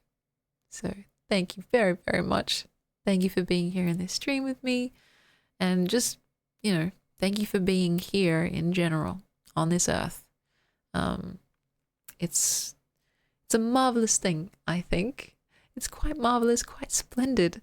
And Amy Walker would definitely agree. She's a goat. She's the greatest of all time, and I think she's still uploading videos. So you can there's a link there. You can see her channel and see what else she's been up to. Thank you for being here in this specific stream. You know, it's like it's yeah. Oh gosh. You guys, trust me, you don't need to spoil me any more than you already have. This microphone is actually a pretty good all-rounder. So, yeah, we out here. The evil cherry. I could be evil cherry for you guys, but I remember last time when I did evil cherry and I immediately felt horrible. Like, I said probably like a few mean things in a row and I was just like, oh my god, I'm going to hell. I'm pretty sure I said something like, go fuck yourself. It's just, it hurts, okay? It hurts. I don't know. It's like, yeah. I can't remember what I said as evil cherry. Yeah. Oh gosh. Oh, Silver Fox. Oh, I must have missed your comment. Forgive me. I found comfort in you talking, which is good because I have insomnia. Oh yes. Let me see here. I fell asleep after commenting about the temperature and had the stream going the whole time. That's very, very cute. You know, I always take it as an immense compliment if people say that they can fall asleep to these streams because, like, honestly, that's beautiful. Like, I honestly don't mind what people do with these streams as long as they're, like, you know, having a nice time. Whether it's, like, background for more productive work or for sleeping or whether people are chatting. It's, yeah. Multi-purpose stream, and so that's a very valid purpose actually, because I also have terrible bouts of insomnia where it almost seems like nothing will cure it. I've even had in the past, not so much anymore, like I've gone to the doctor and stuff to get specific medication for it and it's gone horribly, but yeah. Would it be okay the other way around, like if I fell asleep in the chat? I've only slept once on stream and that was in a very roundabout kind of way because I was a bit awkward about it, but who knows what the future holds. I don't want to ever say, like, never say never. So you say you have a new girlfriend? That's so cool. Wait, let me see here. Samantha, what a beautiful name. What's she like? How long have you been going out? Tell me all about it. Yeah, one of my friends also got a new girlfriend recently. And she seems really nice. She was introduced to our whole friend group and I was like, oh my gosh, I hope that we don't scare her away. You know what I mean? Because like we can be pretty full on. Like if you guys know me, my friends are pretty similar to me. And so, yeah, kind of introducing a new person can be a little bit of a trial by fire. So yeah, behave type beat is so true. But yeah, the vibe check. She passed the vibe check. Of course, she was a little bit shy, but I think that makes sense when you're meeting a bunch of people for the first time. And so, yeah. She's also going to be at SLUTMANIA, which is interesting because it's like I've only met her once, and like the next time I'm going to see her, we're going to be in a very different kind of situation. The first time was a book club. So like the two extremes, I suppose. But yeah, my gosh. I've been going out with her for a few months. It's beautiful. And I'm wishing you the best, you know? It's like I'm still searching for my thing two to be the pair to my thing one, but I'm sure they're out there somewhere causing chaos, you know? Ragamuffin Alex, Green Man JD, Kichi Tars, Emmy feels like these folks are family. That's so cute. Don't forget Ethos. Who else have I shown you guys? Yes, Auntie, Mum, Dad, brother. I seriously need to show you more of my friends. Like, honestly, I've made a lot of new friends, like, not only this year, but like, kind of over the course of last year as well. That green dude made me laugh. What green dude? There was no green dude here, no. Yeah, I can't say much about the green guy, but we'll see potentially more of him in the future. A very, very shy individual that I've still wanted you guys to meet for a very long time. And so I have still a whole bunch of my friends that I want to share with you. Like, I really, really want to introduce each one if I can, if they're not too shy. Because I have like 1, 2, 3, 5, 6. Wow. At least 6 or more friends that you haven't even met yet. But a lot of them are very, very, like, shy. So that's fair. Yeah, dressing up in a green suit is a pretty good compromise. And I can't tell you who it is, but you probably would be able to guess. How's my husband? If you mean Germa, then I think he's good. I actually haven't checked in on him in a hot minute, but you know, we're actually so close now. What the fuck? Yeah. I'm literally like, holy shit, I'm gonna have to make another stop at the op shop soon. I can't wait to get a really nice dress, guys. You have no idea. One of my favorite things is dressing up like, I don't know, all fancy and just literally going nowhere. So, oh, he was hot AF when he dressed up as a vampire. Oh my god, my jaw was on the floor. Are you kidding me? Like, oh my god. Sorry. He was literally like my dream come true. And he already was my dream come true. So it was like a double dream. Anyway, that's going nowhere good. Literally, he makes a perfect vampire. So, also, you know what's kind of funny, actually? When JD and Kichi were still here, because they've gone back to where they live now, halfway across the country, like, I was giving them the tour of this place, right? And then I was showing them my vitamin D supplements, just, you know, part of the tour. And JD was like, you grow more vampiric, like, the more I learn about you. And I was like, holy shit, you're right. And so, yeah, maybe that's why, like, something resonated in me when I saw Germa as a vampire. I was like, my kin. But yeah, JD is lovely. Such a beautiful, beautiful boy. And like, you know, he and my sister, they look like they're meant to be together, if that makes sense. Like when she had her previous partner, he was cool, I guess. But I don't know. They just didn't click in the same way that I see these two clicking now. And I think I said this on the stream they were here for, but they just scream endgame to me. And that's how you know that something's like legit. You know what I mean? Like I can see them getting married. I can see them having kids if they want kids. And it's just like, yeah, they love each other so, so much. And it's yeah, it's nice because my sister has had a bit of a rough go of it too, like with some of her past relationships. So I'm glad that she's having, she's being treated how she should be treated, you know, how everyone should be treated, with love and respect and kindness, etc., etc. And so, yeah, I don't know. I do miss them a lot, actually. And I went with them to the airport the day that they left. It's always hard because, like, I try to not be such a baby about it, I suppose, but it does affect me every time they leave. And, like, you know, my parents, I can't imagine how they feel.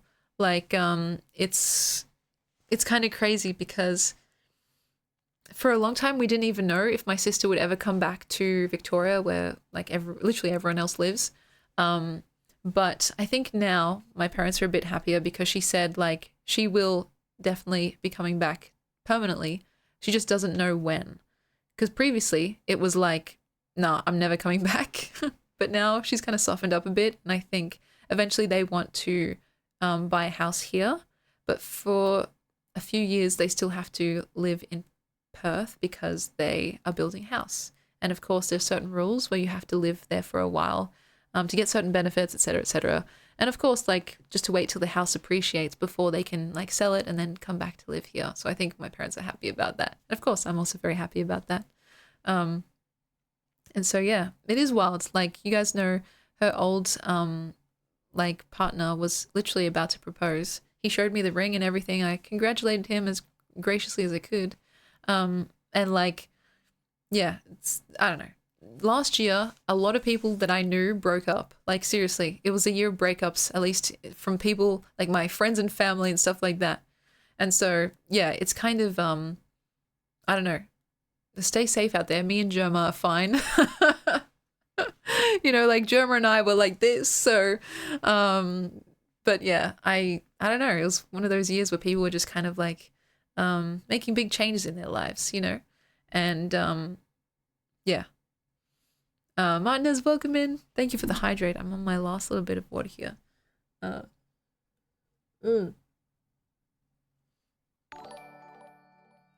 Spooks, welcome in. Also, it wouldn't be an Emmy stream if I didn't talk about my hair, so... Oh, I guess complain about it, rather. So let me just tell you guys something that literally means nothing except... to anyone except me. But I literally spent over an hour curling my hair like the day before yesterday. And now it's like basically stock straight. Is that a term? I don't know. And guys, it's like... It's hard to really fathom how unfair that is. Because... Holy shit. It's crazy, right? I don't know what it is about my hair that's just like it just refuses to be anything but straight. Your hair looks like you spent over an hour curling it just for it to be straight. Literally. And it's really sad because like, I don't know, I spent a long time doing it.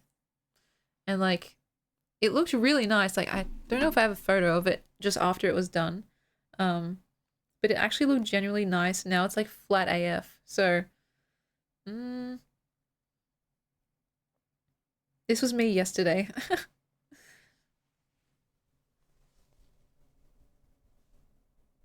I don't know why I'm making that face. But can you see how curly that is? That was literally yesterday, guys. Literally yesterday. What the actual fuck? And so, yeah. Now it just looks like, I don't know. It's been... like through a hurricane, but you know, cute get up. Thank you very much.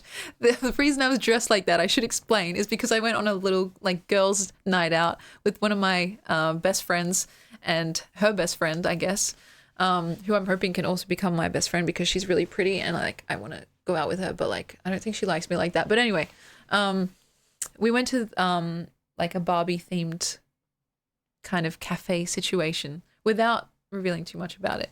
So yeah, friend by proxy. She's gorgeous though. She's literally the most gorgeous person like I've ever seen. And she's also into girls, but like she's not into me. And that was like, that was hard. That was hard, I'm not gonna lie.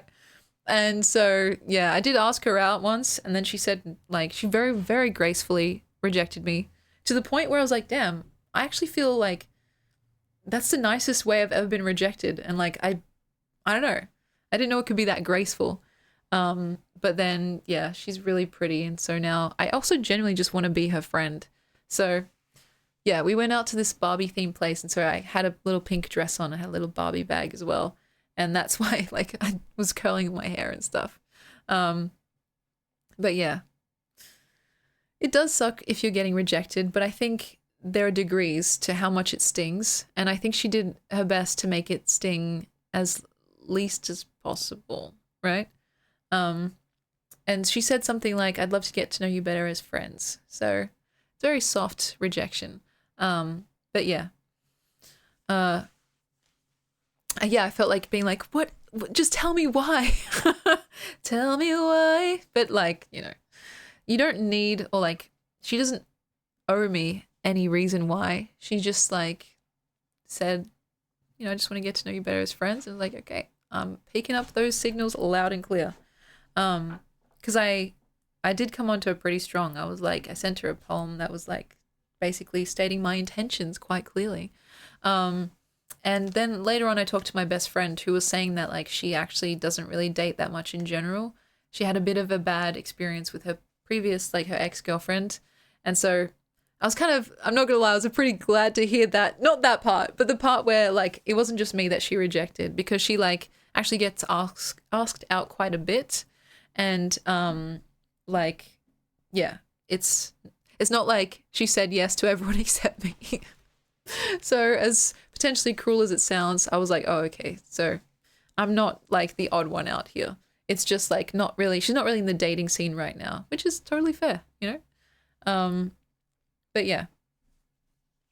Yeah, it's I guess one of those situations where like, you know, you've ever had food that like made you puke and then you don't want to have that food ever again. It's like you've ever dated someone that just makes you think, fuck, I'm not going to date for like the next 5 years, potentially like that. But she is really, really sweet, and getting to know her more has been interesting. It's hard because I feel like a lot more flustered around girls, I think, than guys. And I'm always watching myself because I don't want to come on too strong, because I know what it's like to be approached and like, I don't know, I don't want to be imposing, if that makes sense.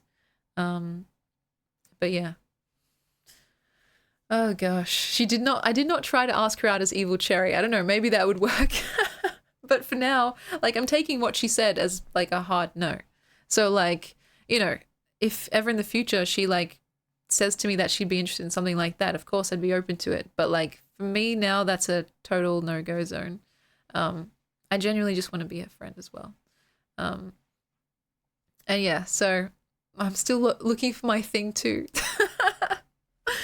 Oh, what can I say? I'm still looking for my cat in the hat. There's no doubt about that. But yeah, that's why I was dressed like that. And the Barbie thing was really cute. Actually, I have a photo of the spread as well. But I'm not gonna lie, I was expecting, because they said on the website that you could like take photos in like a Barbie box and like there was props and stuff to play with, to like photos with, you know. But when I got there, they were like, oh yeah, actually there's not really any of that stuff. And I was like, okay, so that's just like a lie, I guess. But the food was really great. So there's nothing revealing in this, I don't think. Sorry about the ring light. You know how it is.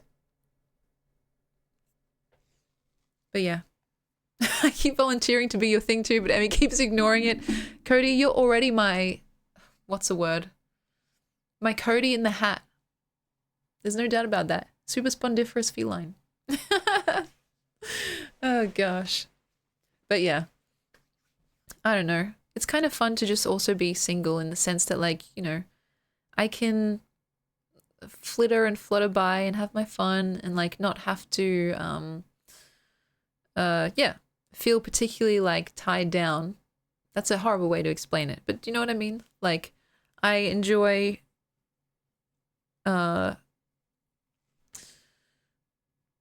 variety. So, yeah. Never settle. Yeah, I feel like it's I don't know if I'm particularly picky, but like I know in particular what I want, and if it's not Germa, it's no. No, it's like I don't know.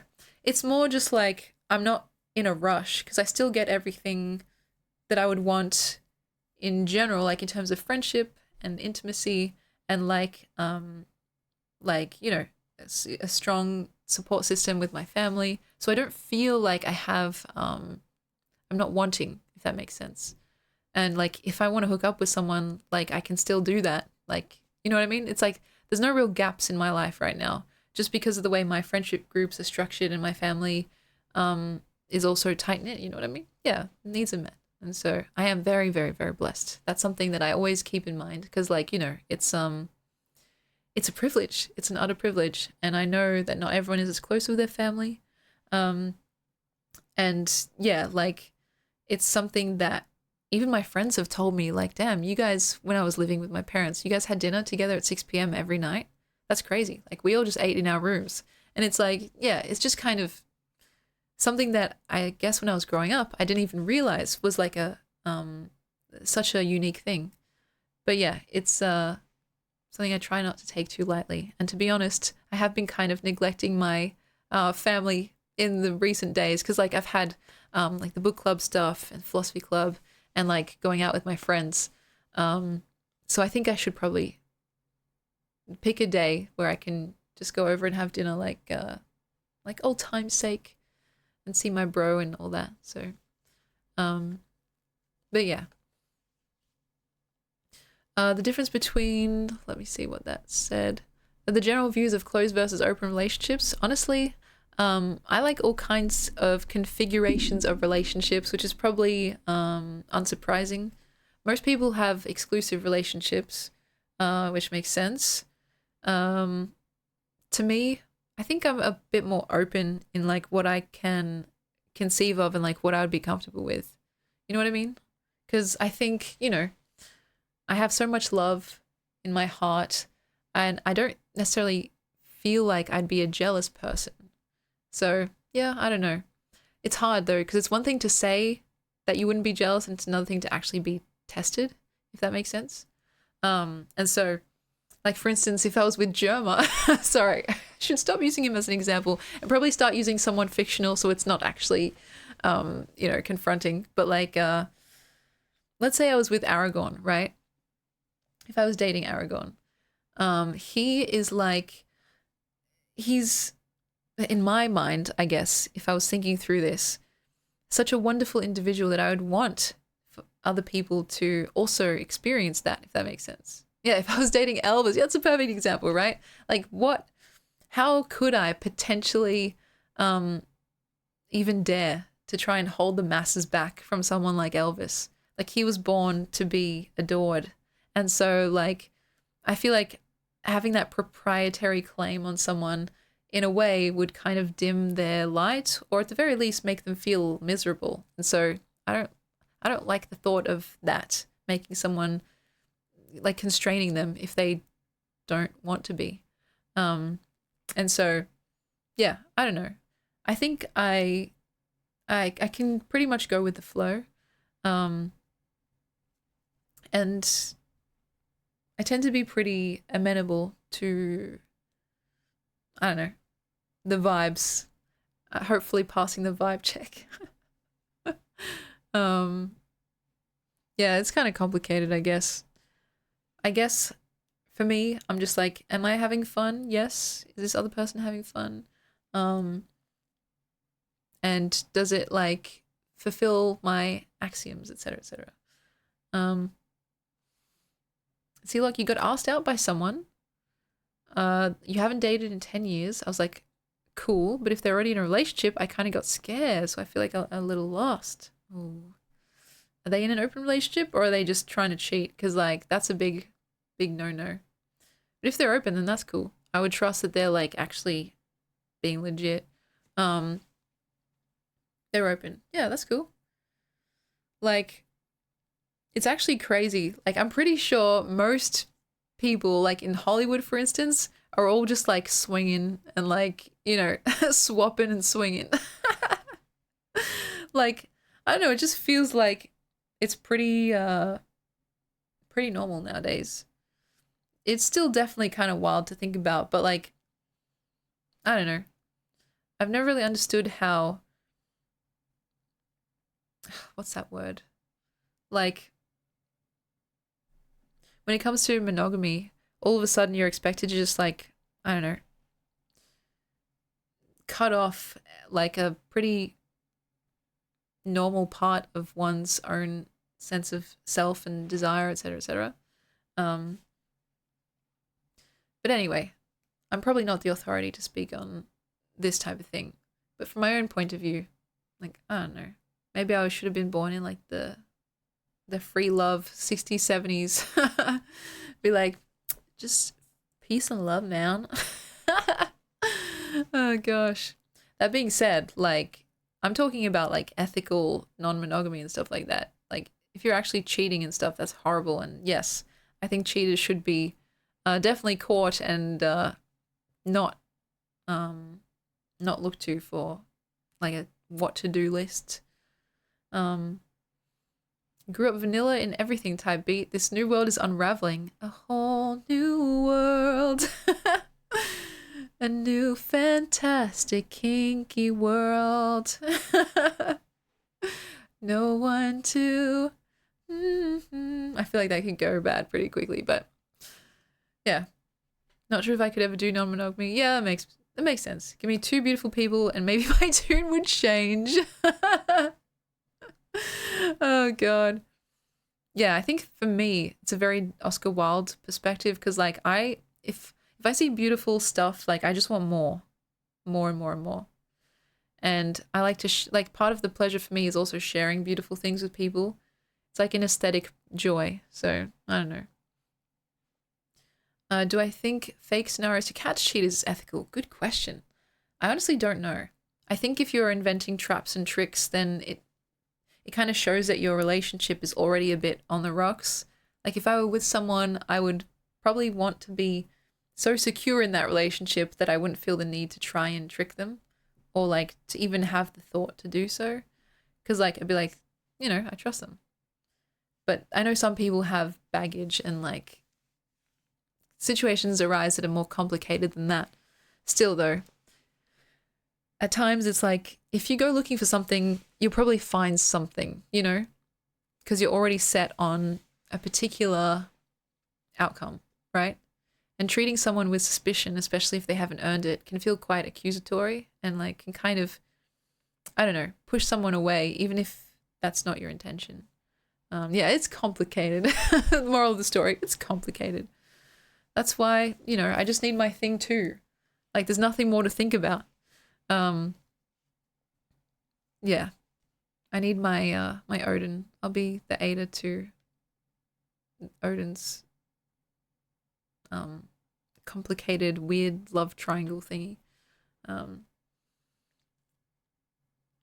I don't know if I really want an Odin, to be honest. You know what's actually funny? I don't know if I told you guys this, but the way I picked the names for those characters was, well, Ada comes from a character from a different book by Vladimir Nabokov called Ada or Ada. And in that book, Ada is like falls in love with who she thinks is her cousin called Van, short for Ivan. They have this incredibly like passionate love affair, right? Over the course of nearly 100 years. And they actually find out pretty early on that they're not actually cousins, which you think would be good, but they're actually siblings. And that's kind of fucked. But in the typical like Nabokovian style, it's written just gorgeously, right? Like he has this incredible talent to write about the most harrowing subjects possible, but with such an intense clarity that it's like you're reading a totally new sentence, like for the very first time. Like words had never been put together in that order before. And so I've been reading this book. It's a long book, one of his longest. And that's where I got that name from, because it's, again, another kind of very fucked up, complicated, toxic, potentially love affair. And the character of Ada is like this very precocious, intelligent, deeply sensitive character. And so, yeah, it's like a very loaded kind of name. And then, of course, Odin, you have the allusions to like the mythology and stuff like that. And the way she sees him is like a god, right? So it's, yeah, those two characters, even their names, like have a very weighted backstory. And if you guys want to know what I mean about the way Nabokov writes, I've actually taken a couple of screenshots from my favorite parts, a lot of them describing some very intensely sensual stuff. But yeah, that's where I got those names from. And the book, Ada or Ada, so Ada is her name, but like Ada is, it means like deep passion and deep feeling. And because I think they're Russian, when her like caretaker, or I think her mother, someone was pronouncing Ada's name, they pronounce it in kind of the Russian way, which sounds a bit like Ada. And so, let me see here. Also, they're really young in the book, which is kind of problematic. I mean, it goes over the course of their lives, but yeah. Um, let me see.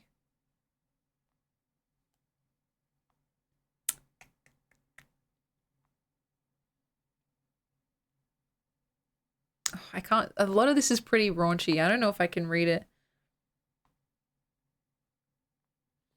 That's the thing. Like, parts of the book itself are like borderline erotica, but it's written in such a way that you don't even realize it until you finish the chapter. It's a particularly beautiful part. Hmm.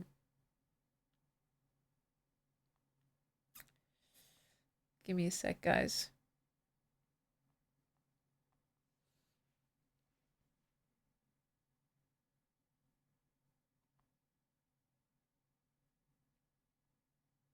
Okay. So I can't even really explain the context of this. I'm just going to read it to you, and you guys tell me what you think is happening, okay? Um, Wait, I literally don't even know if I can read this. It's actually pretty intense. It's like really intense. Mm.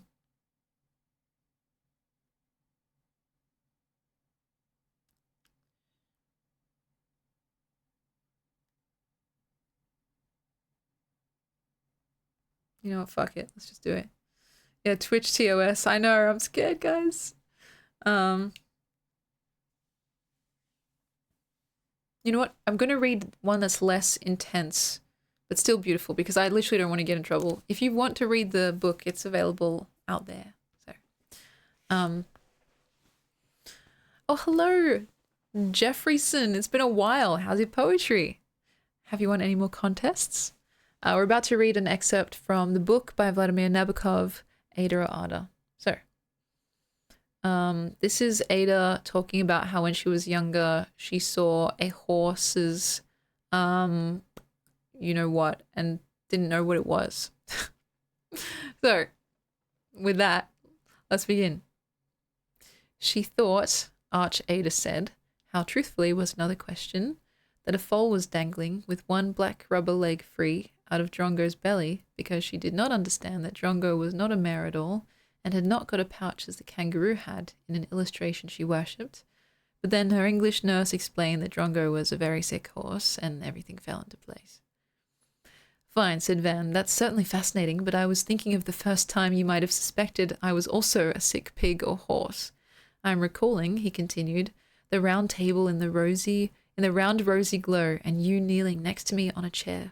I was perched on the chair's swelling arm, and you were building a house of cards, and your every movement was magnified, of course, as if in a trance, dream slow but also tremendously vigilant, and I positively revelled in the girl odour of your bare arm, and in that of your hair, which now is murdered by some popular perfume.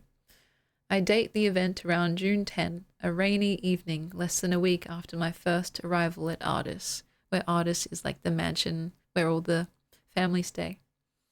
I remember the cards, she said, and the light and the noise of the rain, and your blue cashmere pullover, but nothing else, nothing odd or improper, that came later. Besides, only in French love stories, les messieurs, who meant young ladies. I don't even know what that means. Well, I did while you went on with your delicate work. Tactile magic, infinite patience. Fingertips stalking gravity, badly bitten nails, my sweet. Forgive these notes, I cannot really express the discomfort of bulky, sticky desire. You see, I was hoping that when your castle toppled, you would make a Russian splash gesture of surrender and sit down on my hand. It was not a castle, it was a Pompeian villa with mosaics and paintings inside, because I used only court cards from Grandpa's old gambling packs. Did I sit down on your hot, hard hand? On my open palm, darling, a pucker of paradise. You remained still for a moment, fitting my cup. Then you rearranged your limbs and re-knelt. Quick, quick, quick, collecting the flat, shining cards again, to build again, again slowly. We were abominably depraved. ... So, like, they're, like, talking about a childhood memory and, like, why is it written like that? It's beautiful and sauce at the same time. And it's like that's how the whole book is. Like there's a mix of French and then like Russian, of course English, and just random like languages throughout. And because it's meant to be Van's memoirs, it's kind of like he's recalling his entire life with notes interjected by Ada herself, like written in the margin and stuff. And then there's also another editor that's also adding notes. And so it all blends together, and sometimes you can't even tell who's saying what. And there's a really interesting metatextual element to it there, because it's kind of like the blending together of identities and what it means to like have your life so intertwined with someone that like you can't even tell where one of you ends and the other person begins. And so yeah, it's written so beautifully. Though that was one of the more what's the word? Innocent parts. And even then it was kind of charged because he was hoping that she would sit on his hand. It's definitely metasexual. They have a lot of sex in this book, like literally multiple times a day. And yeah, it's crazy. Like it's kind of a bit weird to read when they're like, you know, very young. But again, this goes over the course of their lives, and like they're even together when Van is like 90. And yeah, Nabokov is an interesting guy. Some people have like kind of called him out on his seemingly, you know, consistent fascination with like young individuals. I don't have enough knowledge on the topic to make any case one way or the other, though I have heard that he was himself a victim of that kind of nature. So maybe that has something to do with it. I have no idea. Lolita was one of my favorite books for a very, very long time, and only recently got usurped by a book that I'm currently reading, Dante's Divine Comedy, translated by Clive James. So I have to read that to you guys at some point too, because it's like literally amazing. It's about the circles of hell and traveling from hell to heaven. Because before Dante's like conception, you know, the original Italian one, the concepts of heaven and hell weren't actually that well known or described. Because in the Bible, I guess it was just, they were considered just two places. They didn't have like a climate, they didn't have a temperature or politics about them, right? Dante's Divine Comedy is what it's called. And it's like in the style of an epic poem, which means it's like a book-length poem. And yeah, it's like really great because everything that we now think of when we think of heaven and hell, especially hell, is basically from this book. So like the burning flames and stuff, and like the different circles depending on what you did in your life, like kind of dictating your punishment. That's all from him. He just like made that shit up, and like people were like, yeah, I guess that's real now. Which is kind of cool. Like that's something that I think is quite funny and quite endearing about writing and making art in general. You can make something so good that people just like assume that it's actually real from that point on. And so like if you were lustful in life, for example, you get sent to the circle of hell where lustful people go. And in this book, like the punishment is to be blown about in like a hurricane for basically all eternity, because apparently they're like flightless and directionless in life. And so the punishment fits the crime, so to speak. But yeah, I don't know if I'll read it all to you guys one day, but it's now my favorite book. And Clive James took the original Italian, which was terza rima, so 3 lines per stanza of rhyming lines, and it made it into like quatrains of iambic pentameter. So it's kind of like 10 syllables per line with like an A-B rhyme scheme. And I don't think the book's here, but I do have an excerpt if you guys want to hear it. It's got this beautiful, like, forward moving rhythm. And when you read it out loud, it kind of takes on this chanting, incantatory vibe. It's beautiful. And yeah, I don't know how he wrote it. It apparently took like 30 or 40 years. I can't remember exactly how long to translate. And because he's Australian, a lot of the rhymes are quite naturalistic to people, like to Australian people. Which is not the usual. Like usually, you know, things are more suited to like people from the Americas or even like the UK. Like if you've ever tried to do like dictation as someone with a non-American accent, it's almost impossible. And so sometimes I have to start talking like an American just so I can get my computer to actually understand what I'm saying. But like this feels really naturalistic. And there's one part that I screenshotted to a friend because it was that good. Where is it? Here. It was about Dante. So the writer basically put himself in the story and gave his real life favorite poet like the character of being his guide through hell. So it's like a self-insert fanfic, and his guide is called Virgil, and it's like he's like basically treating him like a son, which is really sweet as he guides him through hell.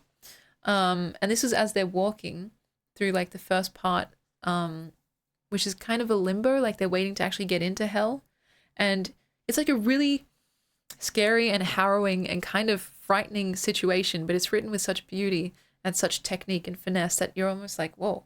Like you're taken aback, you know? And so I'll tell you guys what's happening first and then we can read it together. And basically there are people standing at the top of a cliff, and because they realize they're about to go into hell, and they're scared, obviously, they don't want to be there. The group of people is like continuously jumping off this cliff, right? Trying to kill themselves. But because they're already dead, it's all in vain, and as soon as they hit the bottom, they just respawn at the top, right? They just keep doing it over and over. So like in this limbo of waiting to get into hell. And so it's pretty harrowing, right? But listen to the way this is described, okay? Now, please remember each line is 10 syllables each, and it rhymes in like A-B style.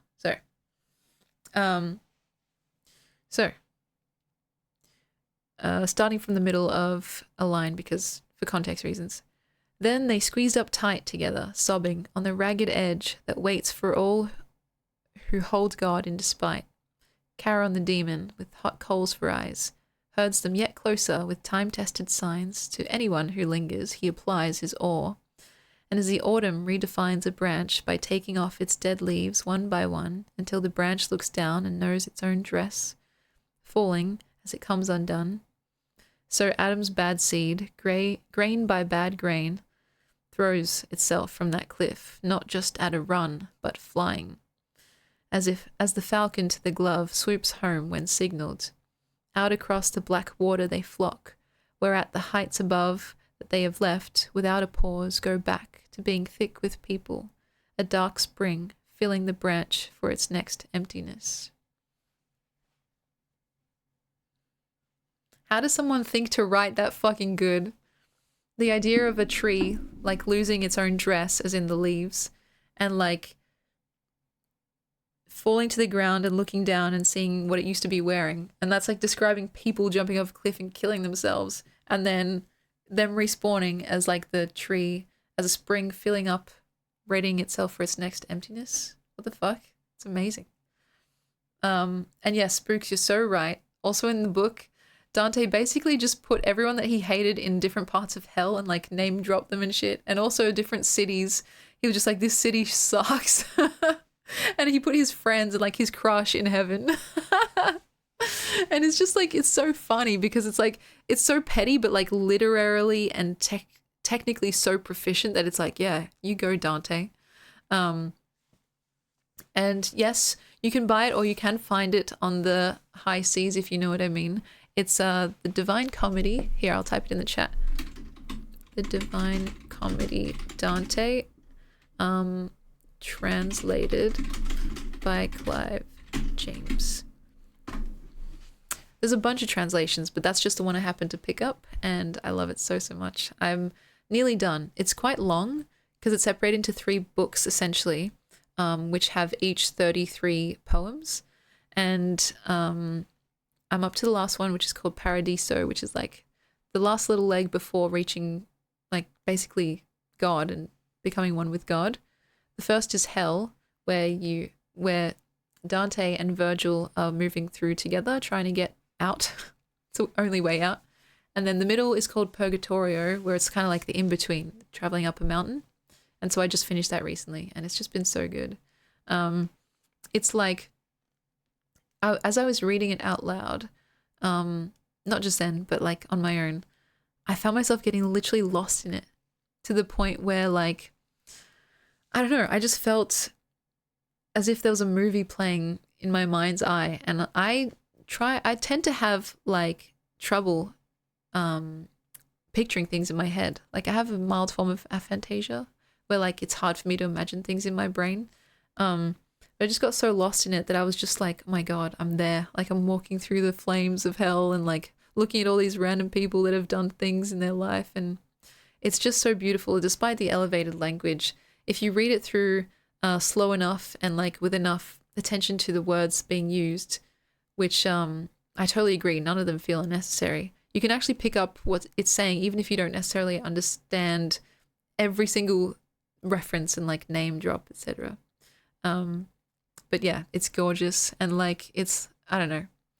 It's one of those things where I was reading the intro, which like people before the book actually starts, people like giving reviews and stuff, and they were saying like this is like the best book ever written and like this is the book to end all books. And I was like, yeah, right, I'll be the judge of that. You know. And then like as soon as I read like the first chapter, I was like, oh fuck, they're actually right, it's really good. And so yeah, I've been converted. And so I haven't finished it quite yet, but I'm probably going to devour it in the next few days. And yeah, I'll maybe read some sections to you guys once I've finished it fully and yeah, pick out my favorite parts. So yeah, converted. It's crazy, right? Like I tend to be wary of hype when it comes to books, especially because I have my own particular tastes. And so I wanted it to be my own decision whether or not I found it actually good. But fuck, I like literally it was the first chapter and I was just like, oh my God. Yeah, it's actually really good. So anyway, it's just gotten better and better as I've continued reading. And yeah, this guy, Clive James, the guy who translated it, I don't even know how you would begin a task as monumental as the one that he somehow like finished. And so yeah. As for like books with bad endings, I don't know if I've ever been put off by an ending. I've cried like from an ending, like when I read The Fault in Our Stars, I'm pretty sure, which is, you know, probably unsurprising. And yeah, it's that same Clive James visibly. That's exactly it. That's very sharp wit and kind of interesting, like the breadth of his knowledge, I suppose. But yeah, it's so good. And I've been trying to like get everyone to read it, to be honest. Like when I brought it to the book club and I was like potentially bringing it up for the next book for everyone to read, but I don't know, it's a big ask. Maybe I'll just like put forth a canto, which is like the poem, or two. So yeah, I have to check out his commentary because like I only got introduced to him recently. So with this book, and I've heard that he's quite prolific. I think he's passed away now. But yeah, he was like a pretty prolific and proficient figure. So yeah, give it another crack, Ben. I believe in you. I'm not sure what translation you have. There's probably one for everyone, I'd say. Yeah, at 80, it's a good effort. Very sad though. Like I can't imagine what else he might have like gifted the world had he been you know, allowed to live a bit longer. That's something I think about a lot actually when it comes to people's potential. And I try not to think about it too much, otherwise I get too existential. But like, yeah. I think everyone, that goes for all of you guys as well, are capable of amazing, wonderful things. And no matter how daunting it may seem, like seriously, if that guy can write a book that takes 30 to 40 years, you can do whatever it is that you've set your heart on, but don't want to get your hopes up too much. Yes, please link it visibly. I'll be very happy to check that out. But yeah, my own book, I've been writing a lot. I've been flitting between like short little poems and also I don't know if autobiographical is the word for it. Writing about my own thoughts and feelings in kind of a stream of consciousness way. my own like creative writing stuff, it kind of ebbs and flows. But I'll be glad to share more and more of that stuff with you as we kind of stream, hopefully more frequently. I only showed you a couple of the poems that I've been writing recently. And I think I want to try and get back to streaming every second day, you know, get back to my roots. 'Cause like, you know, I think back when I was first streaming, I had the 8 p.m. like timeline every second day, and that seemed to really work. It was only when I tried to experiment with different times and different schedules that I just kind of just went off the rails. Does that make sense? I tried to get away from my vampiric nature because I know streaming at 8 p.m. usually makes me very wired and I can't sleep for quite a while afterwards. But it's when I'm like most alive, I guess. Yeah, that's my old schedule. But I don't know. Let's just try to do let's go back to every second day. Yeah, I feel like we built up a particular momentum with that rhythm, and maybe going back to that will feel more familiar, comfortable. I can do the Germa soft retirement thing and show up whenever I feel like it, but honestly, I think I can reach a point where I want to be showing up every single day. I just have to work my way up to it. But on that note, oh my god, we're about to have ads. Maybe we should wrap up now. She was soft retired too soon. It's also funny, I haven't really been raiding out recently, and I don't know, I don't really feel like raiding out. But I don't want to kick you guys to the curb, so maybe I'll do my old trick and pass you on to someone, well, like a channel that's not really a person, but more like an organization. So, fuck, do I remember how to do this? It's been a hot minute, guys. It's been a hot minute. Let me see. Yes. Ferret software. Just a bunch of cute little ferrets doing ferrety stuff. And that way I won't feel bad if I like have to raid and fade, as they say. Thank you guys so much. I'm going to try and be here the day after tomorrow. So Sunday, not Monday, Tuesday. Tuesday. And same time, like 8 p.m. start, or maybe a bit earlier, depends. And yes, thank you so much. India, thank you so much for your donations. Incredibly generous, and I feel very undeserving. But all I can say is thank you, and I'm going to try and attempt to do your viewership and your support justice. So until next time, thank you so much. And yeah, we'll talk more about poetry and SLUTMANIA and all that stuff. And maybe we'll do some ASMR. Who knows? Also, I don't think I'll always be wearing these glasses, just so you guys know. But it is nice to have a shield for that big ass ring light every now and then. But it feels less personal. So maybe next time I'll do a glassesless stream. Anyway, they're pretty stylish. It's true. Guys, I'm so famous. Anyway, sorry. Sweet dreams. Take care. I'm probably going to make myself some food now. Be well. Behave. Or at the very least, don't get caught. I'll see you very, very soon. Mwah. Bye now. Bye. Oh gosh. Thing one signing out.